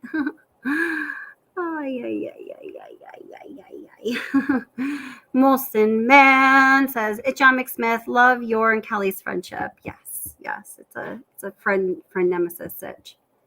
All on him. It's all on him. It's all on him. Utter Nutter says John is very passionate. Yes, he is. Yes, yes, yes. Karen, you're good. You're good. You're good. I'm glad that you are part of the channel community, my friend. Sometimes you gotta. What I do is I stick my fingers in my ears and close my eyes and go na na na na na na na, and I just don't hear or see anything. Hi, Dina. How are you? Oh, what is the big question? Well, the big question is really a simple question. I'm sorry if you feel that I built up that it was a big question more than it actually is. I tried to also say it's a simple question, but the implications, I think, have big indicators of something more that we don't know. And the big simple question is just that when Nicole Kessinger showed up at Chris Watt's doorstep on July 4th, after they had reportedly only been dating for like a few days, had only been communicating and on a formal basis for a couple weeks. And they live like over 30 minutes away from one another. And, this is all very new. And he has a family and, all of these things. How did she know where to show up? It's not a natural thing. Both Chris Watts and Nicole Kessinger maintain that on July 4th, when she showed up on his doorstep, that's how it happened. She showed up on his doorstep, A, and then that was the first time she was at the house. So how did she know where to go? It's a simple question, but the fact that she did know where to go, there has to be an answer of how that happened, because wasn't just downloaded from the heavens. And because of what we do know about this case and about her and about their relationship, and because of what we don't know, the answer to that question, in my opinion, is important. Oh, cool. Thank you. Yeah. I always try to not make things sound bigger than I know they really are when I'm kind of trying to tease like what we're going to be talking about. If I ever fail in understating the discussion or the, crescendo of my, a live stream, I apologize in that for advance. I do not like to overpromise and undersell. It's one of the biggest mistakes you can make. So, Double R, thank you very much. Thank you for the super sticker. I really appreciate it very much. Thank you for supporting the channel. And I'm so glad that you're here. I actually saw a comment on one of the videos, and I can't remember. There's a lot of comments these days. The days are running together when I room. Yesterday or today, and you had mentioned, I'm watching the replay, or something like that. And I was going to go and respond to that a couple hours before the live stream tonight, specifically to you, to let you know this was going on. But my son had a friend over and I ran out of time. So I was particularly happy to see you here. And thank you. Aw, thanks, John. John says, I'll read that one out loud. Hit like and sub. Hit that notification bell. and help Watsy Obsession. She works hard. Thank you, John. I really appreciate that. I do. Don't want to bring you guys slop.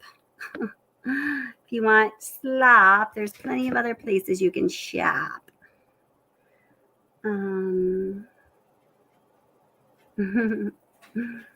Oh, yes. So Joan says, Karen, we love you here. And we do, Karen, we do. We have fun and different opinions, but that's okay. Yeah, that is. And, I think sometimes also, and totally, Joan, right on. You're awesome. I love you. Thank you so much for your help. And you've got the spirit of the channel. And sometimes I feel like when, I feel this myself, if I feel like a little passionate about a point and I start to get a little like edgy and, feel like I'm like conflicting with someone or, sometimes you just got to feel that too. If you're feeling a little agitated or aggravated by something someone said in chat or the way like things are going, that's okay too. Like it's all good, just like don't want to go too far where people are being freaking nasty to each other, because again, if you want that, there's other places you can go, but I just don't want that here. That's the day when I stop doing this, because I don't want to create crap for people. That's like not what we got. That's not what we got to do around here. Bye, Molson Man. It sounds like you're making your grand exit. Heading out, friends. Hope to see all of you cool cats soon. Thank you, Molson Man. Thanks for being here. Thanks for your support. Thanks for being awesome, and see you soon. Good night.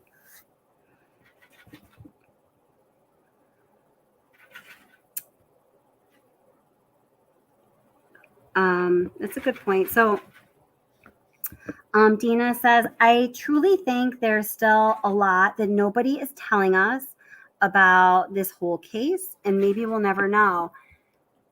Yes, I agree with the first part. Absolutely, 100%. And your second part of the statement is a possibility that just is, I can't accept it as a reality just yet, but that is possible. Oh, yeah. Oh my God.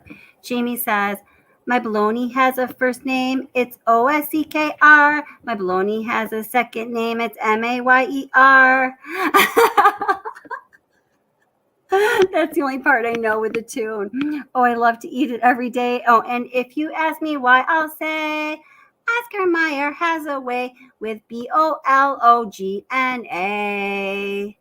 How's that? Woo! I did a good job. Impromptu. Yep, that's right. I just sang the Oscar Mayer baloney motto, logo. What's that called? Jingle. Oh my gosh. Yeah, that's good. Tia Marie says, that's got to be on a t-shirt, Kelly.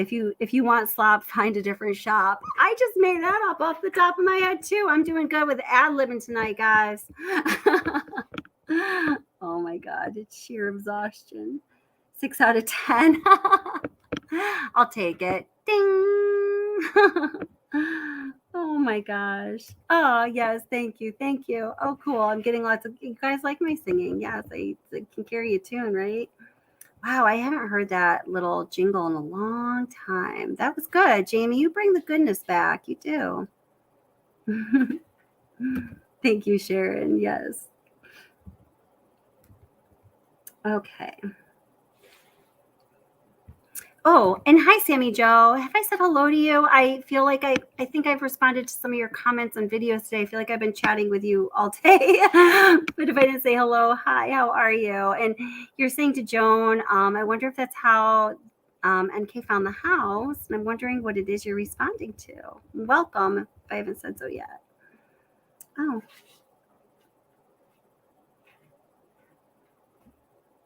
You have to know, because it's a scary world. Turquoise says, if you guys have questions, I don't like caps of the chat normally, but if you have questions, if you want to put all caps, some people don't like to do that and feel comfortable, but that's definitely a good way for me to see it. So But I did catch this. Oh wait, where did NK stepmother work at Anadarko? So I actually don't know. I have not confirmed or researched this topic myself. I'm just going to say that. A lot of the things that I do talk about, I have researched myself, and if it's confirmable or not, whatever, at least I know like that to the best of my research ability. I heard that she did work at Anadarko, but I do not know that, guys. What do you guys know about that? NK stepmom, did she work at Anadarko? I heard that yes, she did, and I heard it in the context of that she had gotten her the job. That I heard it in the context of that NK had a fling, let's say, with some kind of almost like executive level person there.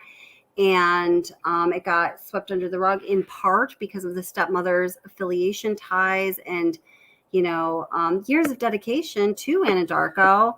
But again, these are only things that I've heard. What do you guys know about that?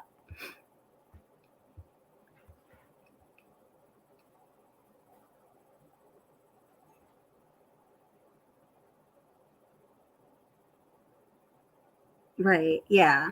So this is what I was.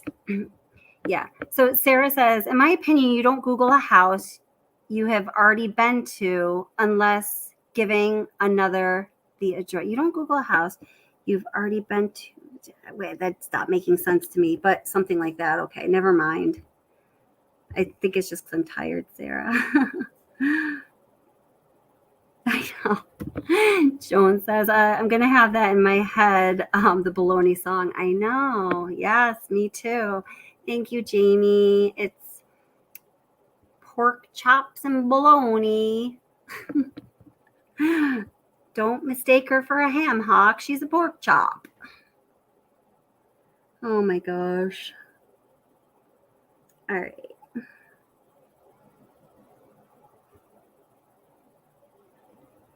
When someone else needs directions, you Google the address for them, in my opinion.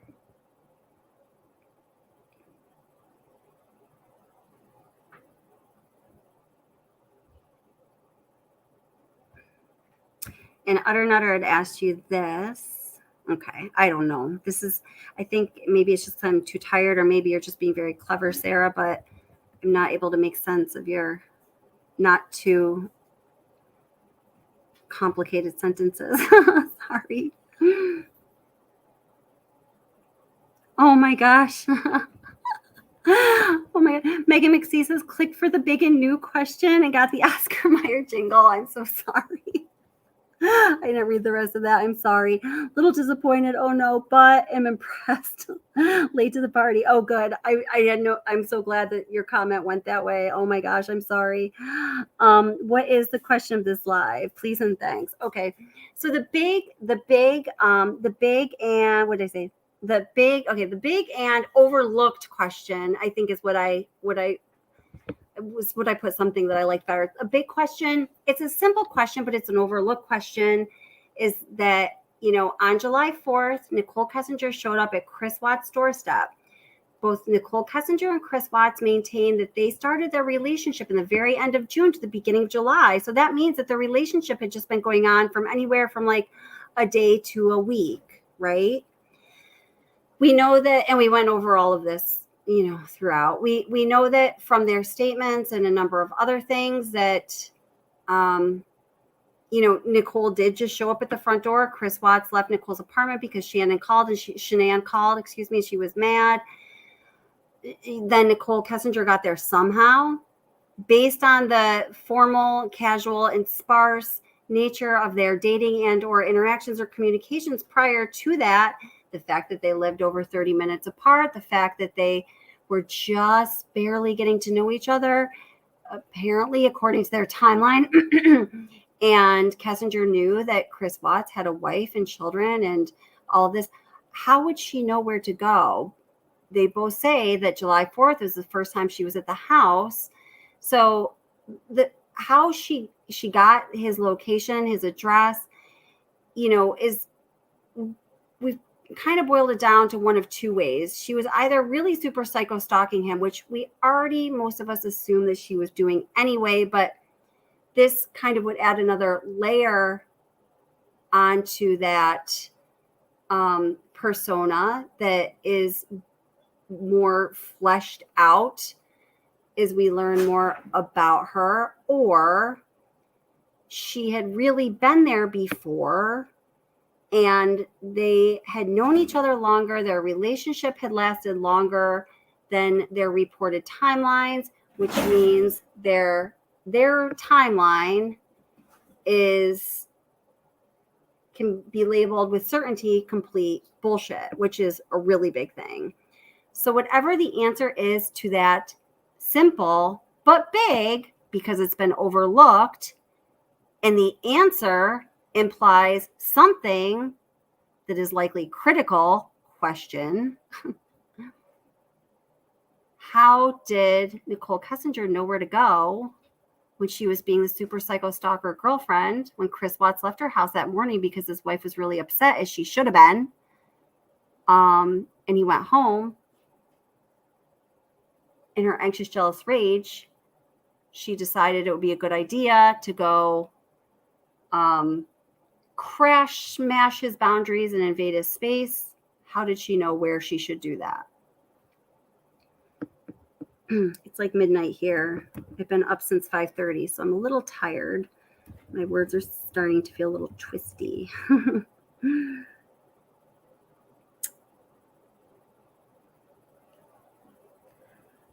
Sarah, do you know the answer to this question? You you talk about the environmental surveys and inspections and things that need to be done.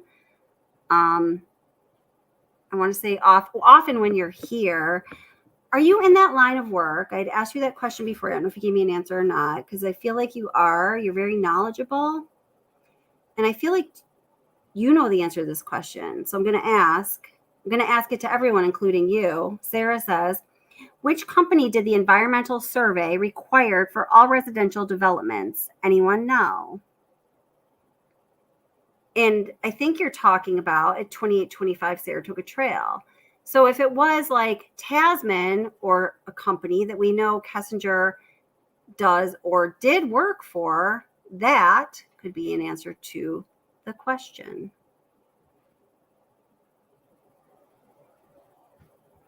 Let's see. Meg McSee says, and he'd have to invite her over when all the girls were gone because Bella and Cece would mention a new lady who dropped by. Oh, yeah, they would. Bella would be all over that. Oh, little Bella, sweet little precious princess. And a later confessed, he said they had bleep on the office desk. Oh, I didn't know that. Was that like a Cadle book thing? I never had heard that.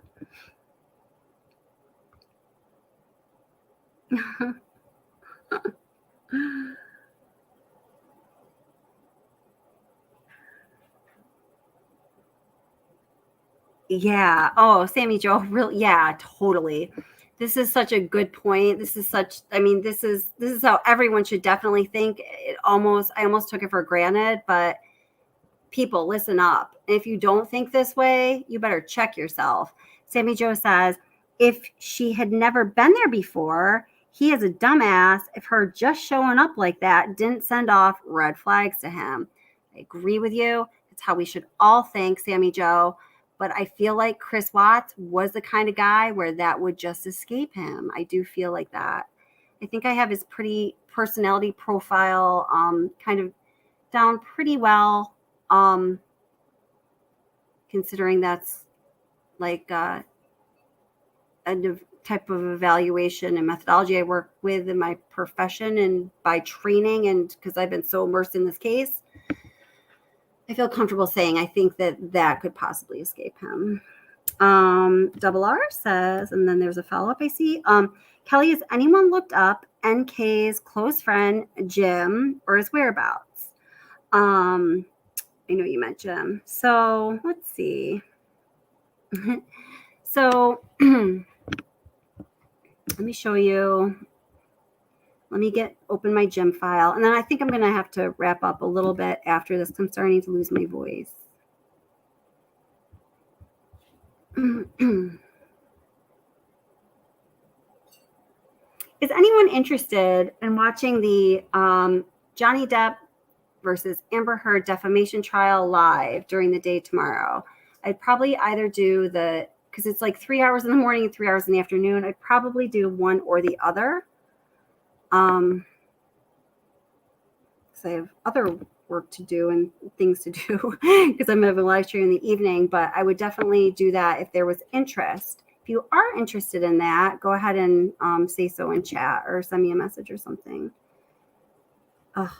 Oh man, I wanted to go over some of that. Oh my God, the trial today was like, it was hard to watch. Amber Heard's attorney did such a piss poor job, in my opinion, and Amber Heard was caught red-handed purging herself.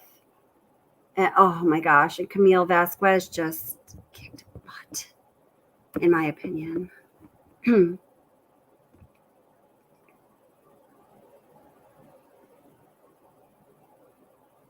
I never had any interest in watching anything about that defamation suit or trial, or like, I don't usually get into like entertainers, whatever.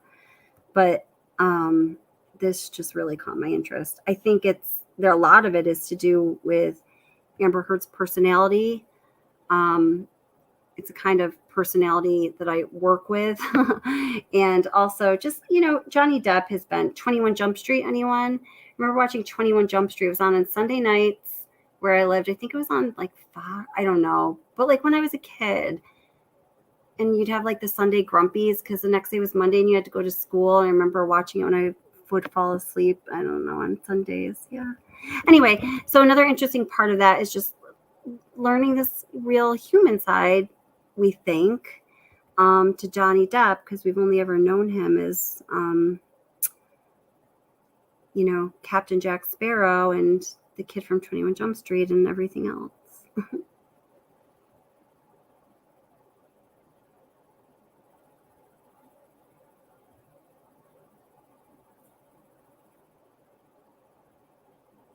Okay, my silence means I'm just looking for something because I'm a poor multitasker. Let's see. Okay, here's something I have of, let's see. Oh, it's only a picture. What's the rest of my gym stuff? All right.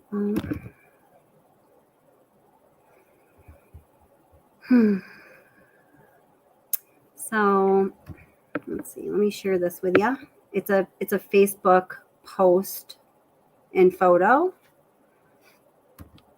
I don't know if this has been widely circulated or I don't know. I just don't know. Let's see. 21 Jump Street was the best. Yes, it was. Oh my gosh. Let's watch reruns. Let's do that tomorrow.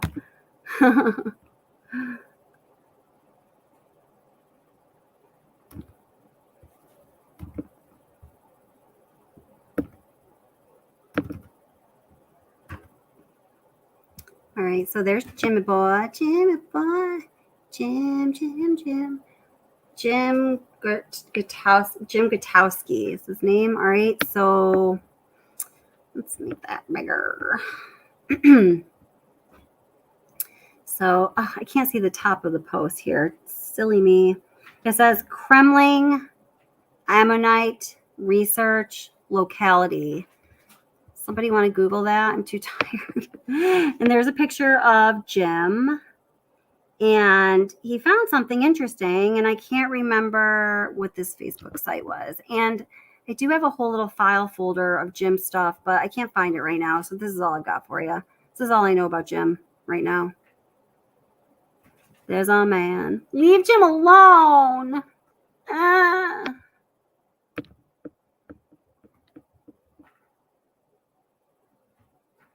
know. Double R says, Kelly, you need people helping you to look up whatever you need during your live chats. You're right. Yes, I do. Desperately. I need a lot of things relative to this channel, actually. It's becoming a lot. Is that assumption or hearsay, or is there proof? Um, after watching the Depp Heard trials, okay. Jim and the other, I don't know. Let's see. Oh, you're wonderful. Thank you so much. Thank you, Ara. You're wonderful. I don't think Sarah, I don't think Jim has anything to do with it either. I honestly don't. I think that he knows more than NK wants investigators to believe he does, and why she wants to keep them so separate. I really don't know why. And there's probably some stupid self-involved up my own arse reason for it, like there often was with Kessinger. But I just don't see him as being involved. So Ara says Kremlin Crustaceous whatever is called an ocean on top of a mountain around 72.5 MA in the Cretaceous period. This place was a western interior seaway. So that's where Jim is. So that really tells us nothing personal about him other than maybe he's a geologist, which we already knew. Oh, let's see. Sharon says, yeah, Sharon. Jim Katowski used to be on Facebook, but I think he took his profile down after the case. After everyone was talking about him. Yeah, I did a somewhat recent search of him on like social media, meaning like 3 or 4 months ago, maybe, and I found a few things like this, like nothing that's juicy if you're looking for the juice. Aussie Girl Jen says he's on LinkedIn.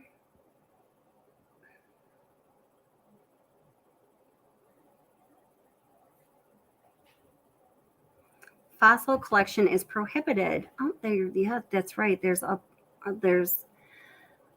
several archaeological preservation laws, and then also local ordinances that preserve our natural history, both in this country, on this continent, and on this planet. People abide. Turquoise says, I really, really feel the reason they let NK off is because it is much harder to prove who murdered with more than one defendant. Each could have blamed the other. I don't think I've ever considered that. And that is a really, really smart, logical, and possible answer to a really big question. And you're completely right. In the half of law school I attended, that is something that I learned through mock trials and whatnot.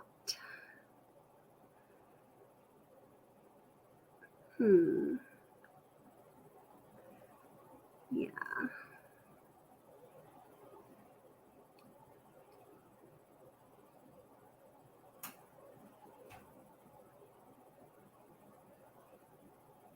So, okay. Wait. Here's a website for what Kelly has on screen. Oh, thank you so much, Ara. I really appreciate that. Thank you. See, like little things like that are really, really, really, really helpful. Since I'm a bad multitasker, if I'm trying to, host a live stream and then looking up all these little side things that come up, which I always end up having to do because I like to go with the chat and go with the flow. It's really helpful, Ara. Thank you very much.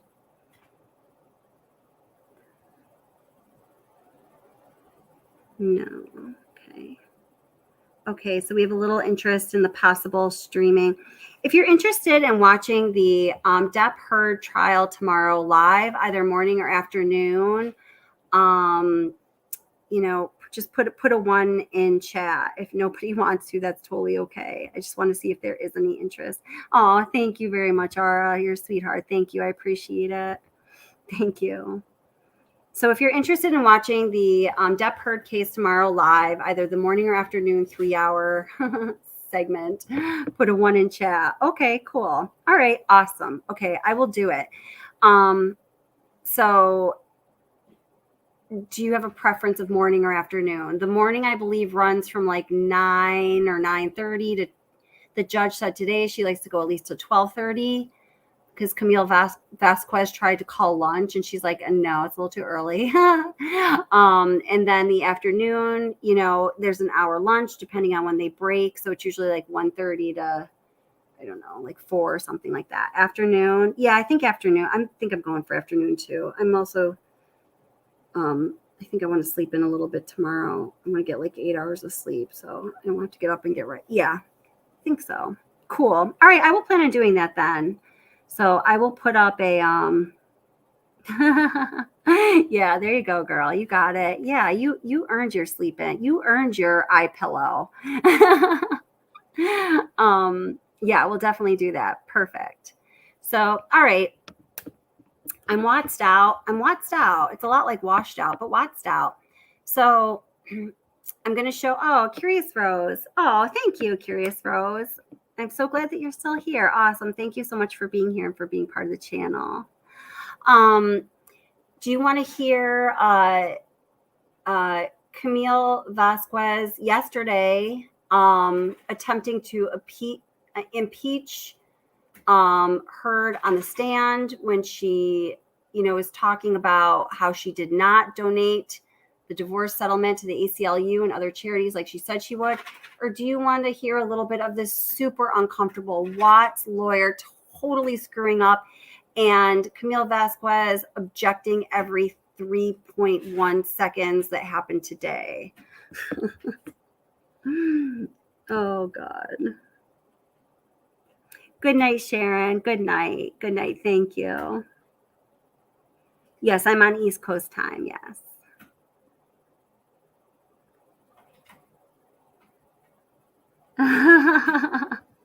That's right. That's right.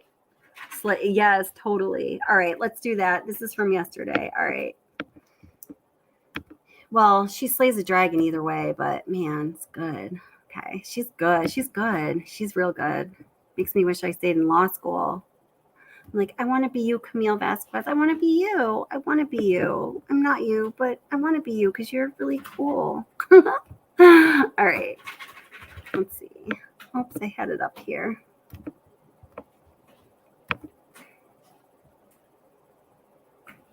Well, you know what? Actually, I think I decided it because it's whichever video is up right now on my, so I have to look for it. Yeah. Okay, so we're going to go with whatever happened today. Oh my God. Just this was embarrassing. The judge, well, you just watch for yourself. And this was after Camille Vasquez just cross-examined Amber Heard like an absolute master of legal theory. It was an application. It was really just, it was amazing. I thought it was awesome. She did great. Okay.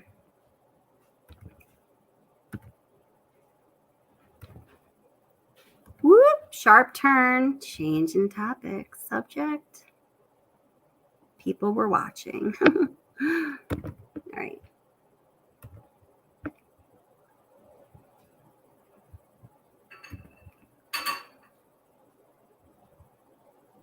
You were asked about a bruise that was on.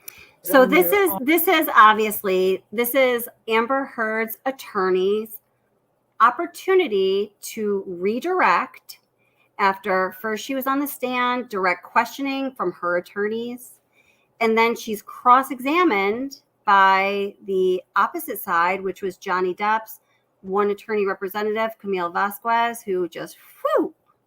And now we're back to Amber Heard's own attorney doing redirect. She's got a hell of a mess to clean up. Arm from March 15, 2013. Do you recall how long before the picture you had sustained that bruise? I do. How long? 2 weeks. Okay. You were asked a number of times by Ms. Vasquez if you took. No, Meg, we're switching topics to the Amber Heard trial. more on Watts and her tomorrow night at 7:30 p.m. Eastern Daylight Time. And I guess also the afternoon segment of the Depp versus Heard defamation trial. Picture I start a new job next week, guys. I'm not going to have this luxury of time, so let's do it. from your incidents earlier in the relationship. Yes. Why didn't you? It was something I started doing only kind of incidentally. You know, I was commenting to my best friend. I was looking for support from my mom, things like that. There was, I'm ashamed to say, never a thought that this would happen. I mean, not until December and my best friend taking pictures of me to capture it. That wasn't even a thing. It has been suggested by Ms. Vasquez to you in your questions that you didn't tell anyone about the abuse until the TRO. Is that true? Objection, Your Honor, leading. All right. What if any? All right. Who did you tell about the abuse during the time it was happening? Objection, Your Honor, leading. That's not offered to. And hearsay. Sustained. Your Honor, it's prior consistent statements. It's leading, it's sustained. Next question. Okay. What, if anything, did you tell to anyone about the abuse? Objection, Your Honor, hearsay. I'll sustain. Your Honor, may I approach? That's fine. Your Honor's getting damn tired of this shiz. This just goes on and on. It's crazy. Okay, sorry. Go ahead. Oops. Oh, may I approach? Now it's just silent for a while. So let me get through the silence because, we like noise. Because they've approached. They're at the bench. Johnny Depp won't even look at her. They talk about this actually in her testimony. He swore to never look her in the eye again after she publicly accused him of being an abuser.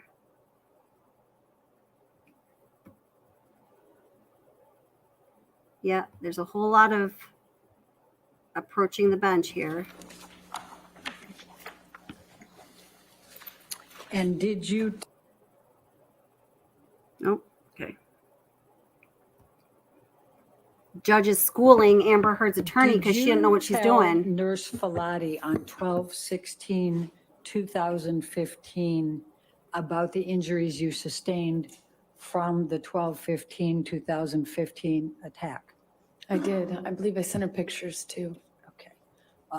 And did you text with Nurse Filati on 12/16/2015 about the injuries that you had suffered as a result of Mr. Depp's attack on you on 12/15? Yes, she guided me through a concussion check.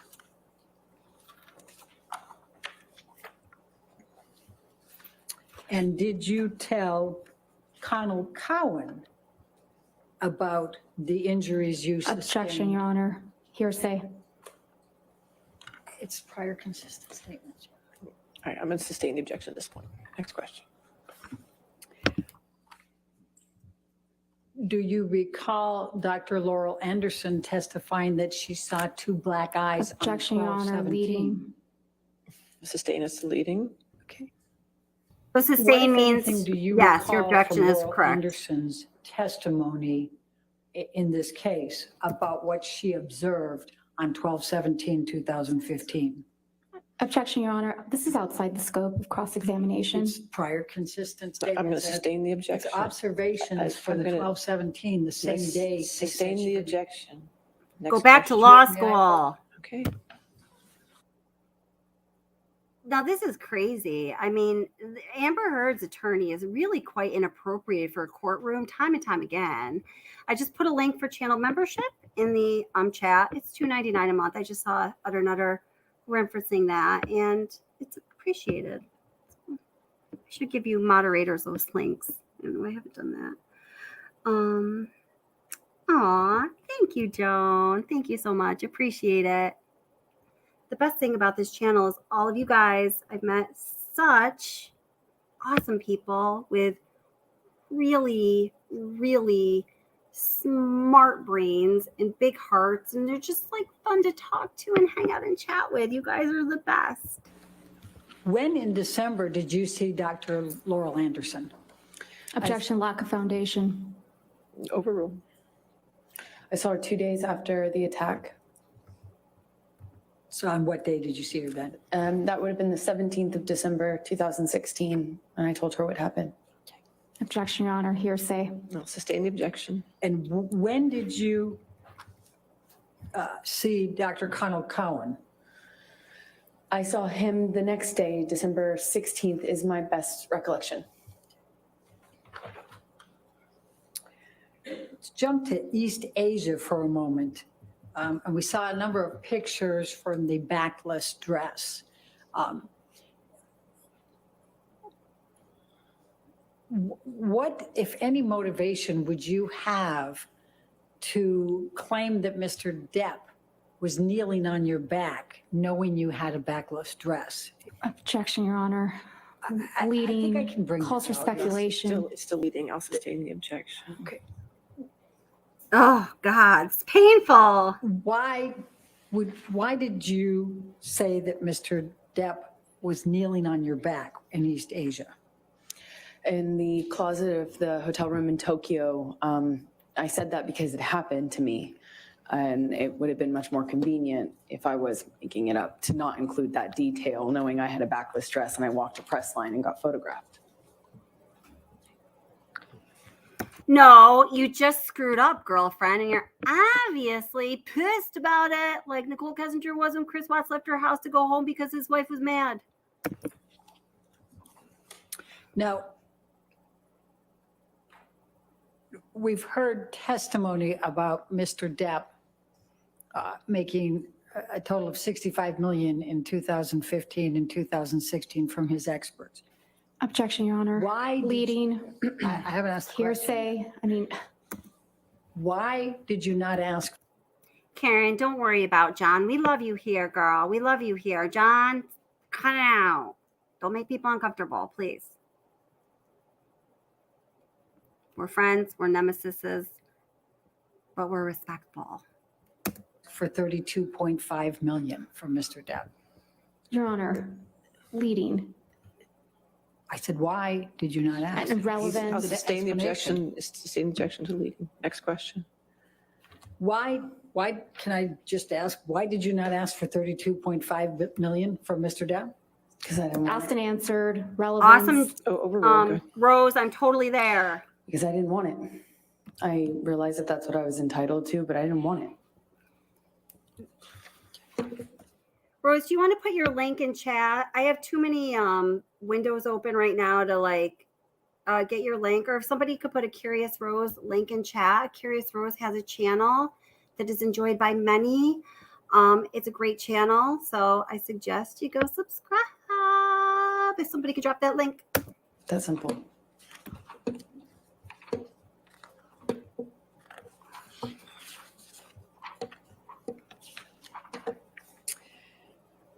The tape recording that was played that has you laughing quite a bit, can you tell the jury what the context of that particular tape recording was? I don't really recall a whole lot about what was going on. I know we had been fighting kind of ad nauseum and in this sort of loop, if you will. Sorry, at green eyes. I don't have to say at when I'm talking. Oh my gosh, green eyes. Welcome. I'm so happy you're here. Thank you so much, and thank you for your support and for being part of the channel. I love that you're here, and I hope you feel welcome. I'm glad you got to make a live. And I'm doing my best to not show my pain. That's what I was trying to do. I was trying to be tough, not show what kind of pain I was in. Okay. Now, Ms. Vasquez asked you about how you got your role in Aquaman. Could you please describe to the jury how you got your role in Aquaman? I auditioned, not Johnny. I auditioned. I worked really hard, and I went to where we were filming the first movie, Justice League. I went, I think, 5.5 months early before filming commenced. when I heard that they wanted to fire me. And so I put myself in the job in the Objection, gym. Your Honor. Hearsay. Sustain. Keep it away. I worked really they hard. said. I worked really hard on that and had to prove myself. And I did that for, even though I was only filming for 6 days, I was there for 6 months. Just worked my butt off. That's why. What, if any, role did Mr. Depp play in your getting Aquaman? He tried to have me fired from it. Objection, Your Honor. Speculation. All right, I'll sustain his speculation. How do you know that he tried to have you fired? Objection, Your Honor. Calls for speculation and hearsay and lack of foundation. I'm trying to lay a foundation. All right, you have to lay a foundation. I saw it. I saw the emails. I saw the texts. I'll sustain the objection as to hearsay. Next question. You were asked about Isaac Baruch and why he, and that he saw no marks.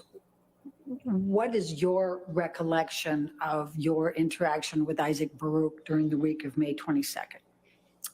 I saw Isaac when I was coming or going, meaning I was leaving or arriving to the building. I saw him at a distance. We did not have a in-depth conversation, nor would we. And I told him actually right after it happened what his friend had done. Objection, Your Honor. Hearsay. I don't think it's offered to prove the truth of the matter asserted. I'll sustain the objection. Next question. Okay. Stay away from what was said. Can you just tell us what interaction you had with him and his opportunity to observe you with absolutely no makeup? Objection, That's Your Honor. impossible. Leading. I'll sustain the objection. It's leading. Please describe for the jury your interaction with Isaac Baruch during the week of May 22nd. Well, not only did I have makeup on, but I did attempt to kind of let him know what happened. Objection, Your Honor. Hearsay. I'll sustain the objection. Next question. You were asked some questions about Officer Melissa Science's testimony.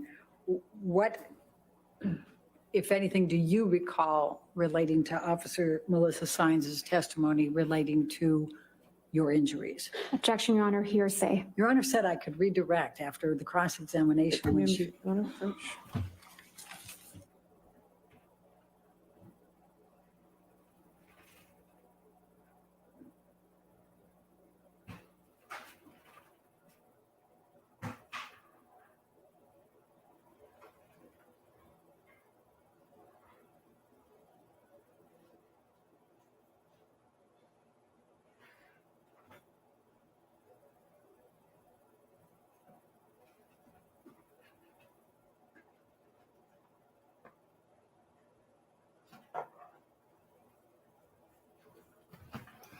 All right, guys. So, well, there's still people here. So, did we get your link in chat, Curious Rose, or not? I need to send. Oh, thank you very much. Thanks, Jamie. Thank you very much. So, yeah, Curious Rose channels in chat. Jamie dropped the link at 12:22. And yeah, go subscribe, check her out. Oops. What's not working, Jen, or Aussie Girl Jen? Here, I'll make you a mod. I can do that. Oh, wait. Maybe I can't from here. Hold it. I think I can from my What, phone if just a anything, do sec. you recall of Officer Science's testimony in this case relating to your injuries and the property destruction? I recall her saying that she didn't feel that the state I was in was enough of an injury to her, or wasn't injury seeming to her. Okay. And what about the property damage? She claims she did not see any property damage, but I walked with her over broken glass. So I don't know why she's saying that. Aussie Girl Jen, I added you as a What, moderator. if I don't know any, what you're trying to interactions did do, you have but with go try to do Alejandro it. Romero during the week of May 22? I spoke to him briefly. Objection, Your Honor. To the extent it calls for hearsay.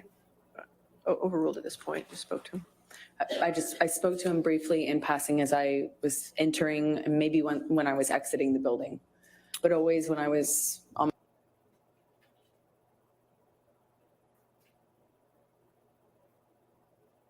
Oh, what happened?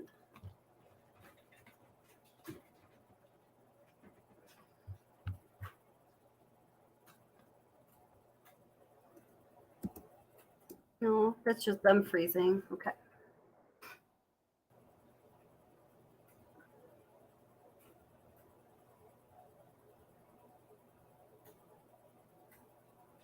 "6'6", don't scare me none, son. Oh, man.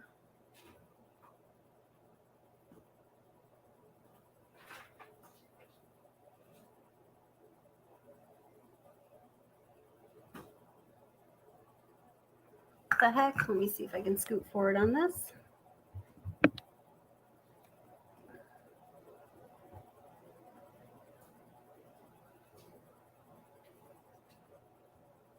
Oh, so I guess that's the end of the stream. Okay, or no, oh, there's a little more. Okay. Lucky you. Okay. What did he do to her? Unintelligible? I don't understand the question. Overruled, we'll see where it goes. Unintelligible. He was carrying the paper that had that headline on it that he leaked and threw it at me at the UK trial. We were unfortunately sat kind of, actually literally next to one another with COVID spacing in between us, and he threw the paper down at me as he sat down with that on the cover. And where was that? In the UK, at the UK trial. Objection, Your Honor. This is beyond the scope. That's not beyond the No, scope. overruled. Thank you. Why did you tweet about the makeup and Mr. Waldman? Because he was calling me a liar and a hoaxer, and that this was an elaborate hoax just to get Johnny. Objection, Your Honor. Hearsay. I'll sustain the objection. Next question.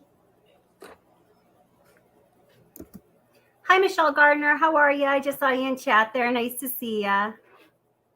Moderators, I'm going to send you guys a list of like links of like channels that are friends of WotC Obsession and like the membership link and like things like that that'll help you out. I'm sorry, I have not done that yet. Next question. Yeah, okay. I don't have any more questions, Your Honor. All right, thank you. All right, ma'am, you can have a seat next to your attorney, okay? You can go ahead and have a seat next to her. That's fine. Oh my gosh. That was so bad. All right, ladies and gentlemen, let's go ahead and take our afternoon recess. Woohoo! All right, guys. So, all right. So tomorrow we will do the afternoon session of court live. So it'll probably start. I'll probably start around 1 or 1:30, a little bit before the afternoon session of court time starts here on WotC Obsession. And then tomorrow at 7:30 p.m. Eastern Standard Time, live stream, and we'll be talking Heard and Kessinger. And thank you so much, moderators. You guys are awesome. Thank you very much. I will be sending you an email with some helpful links for you. I'm sorry I've left you guys hanging without that. And thank you so much, chat. It was great to see all of our old channel friends here and some new people, and just everyone being super smart and awesome, or just watching and chilling or whatever it is you do. You guys are doing it awesome. So awesome. I'll see you tomorrow afternoon, anaphylaxis for the for court. All right. All right, guys. Thank you so much for your support. Everyone be safe, and for just, having a great chat, and for, we're all helping one another be, better thinkers and citizens of this world. All right, guys, everyone be safe. Get a good night of rest. And I'm hoping to see y'all tomorrow. Bye, guys.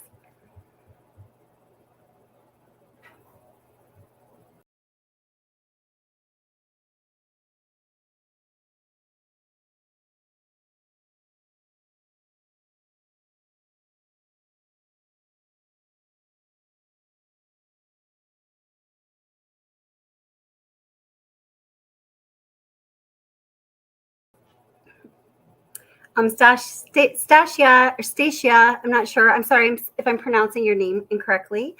I'm sorry that you're late to the live stream as far as the NK Watts situation goes. We'll be having another one tomorrow evening. It'll be 7:30 p.m. Eastern Daylight Time. So I'm in New York, if that helps. And welcome to the channel. And I'm really interested in what you have to say. I just read your comment, and I think it's a very interesting comment, and I hope that you are able to come to the chat tomorrow and tell us more about that. Welcome. All right. Bye, guys.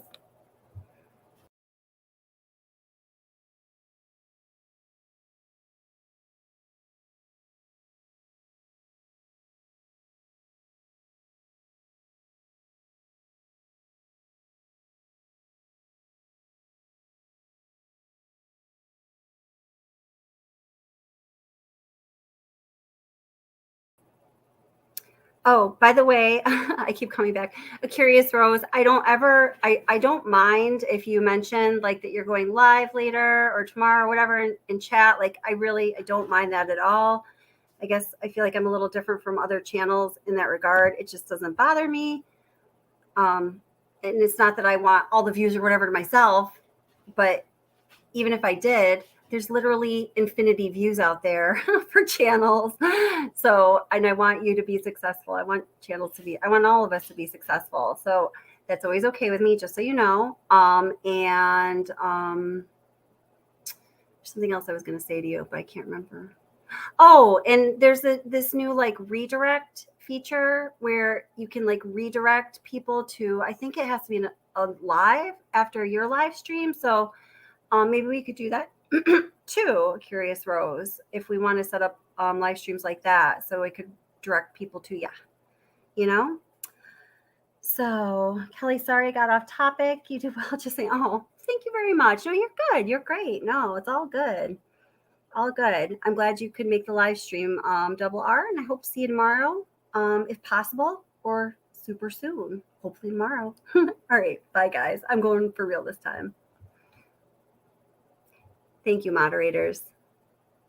You guys are awesome.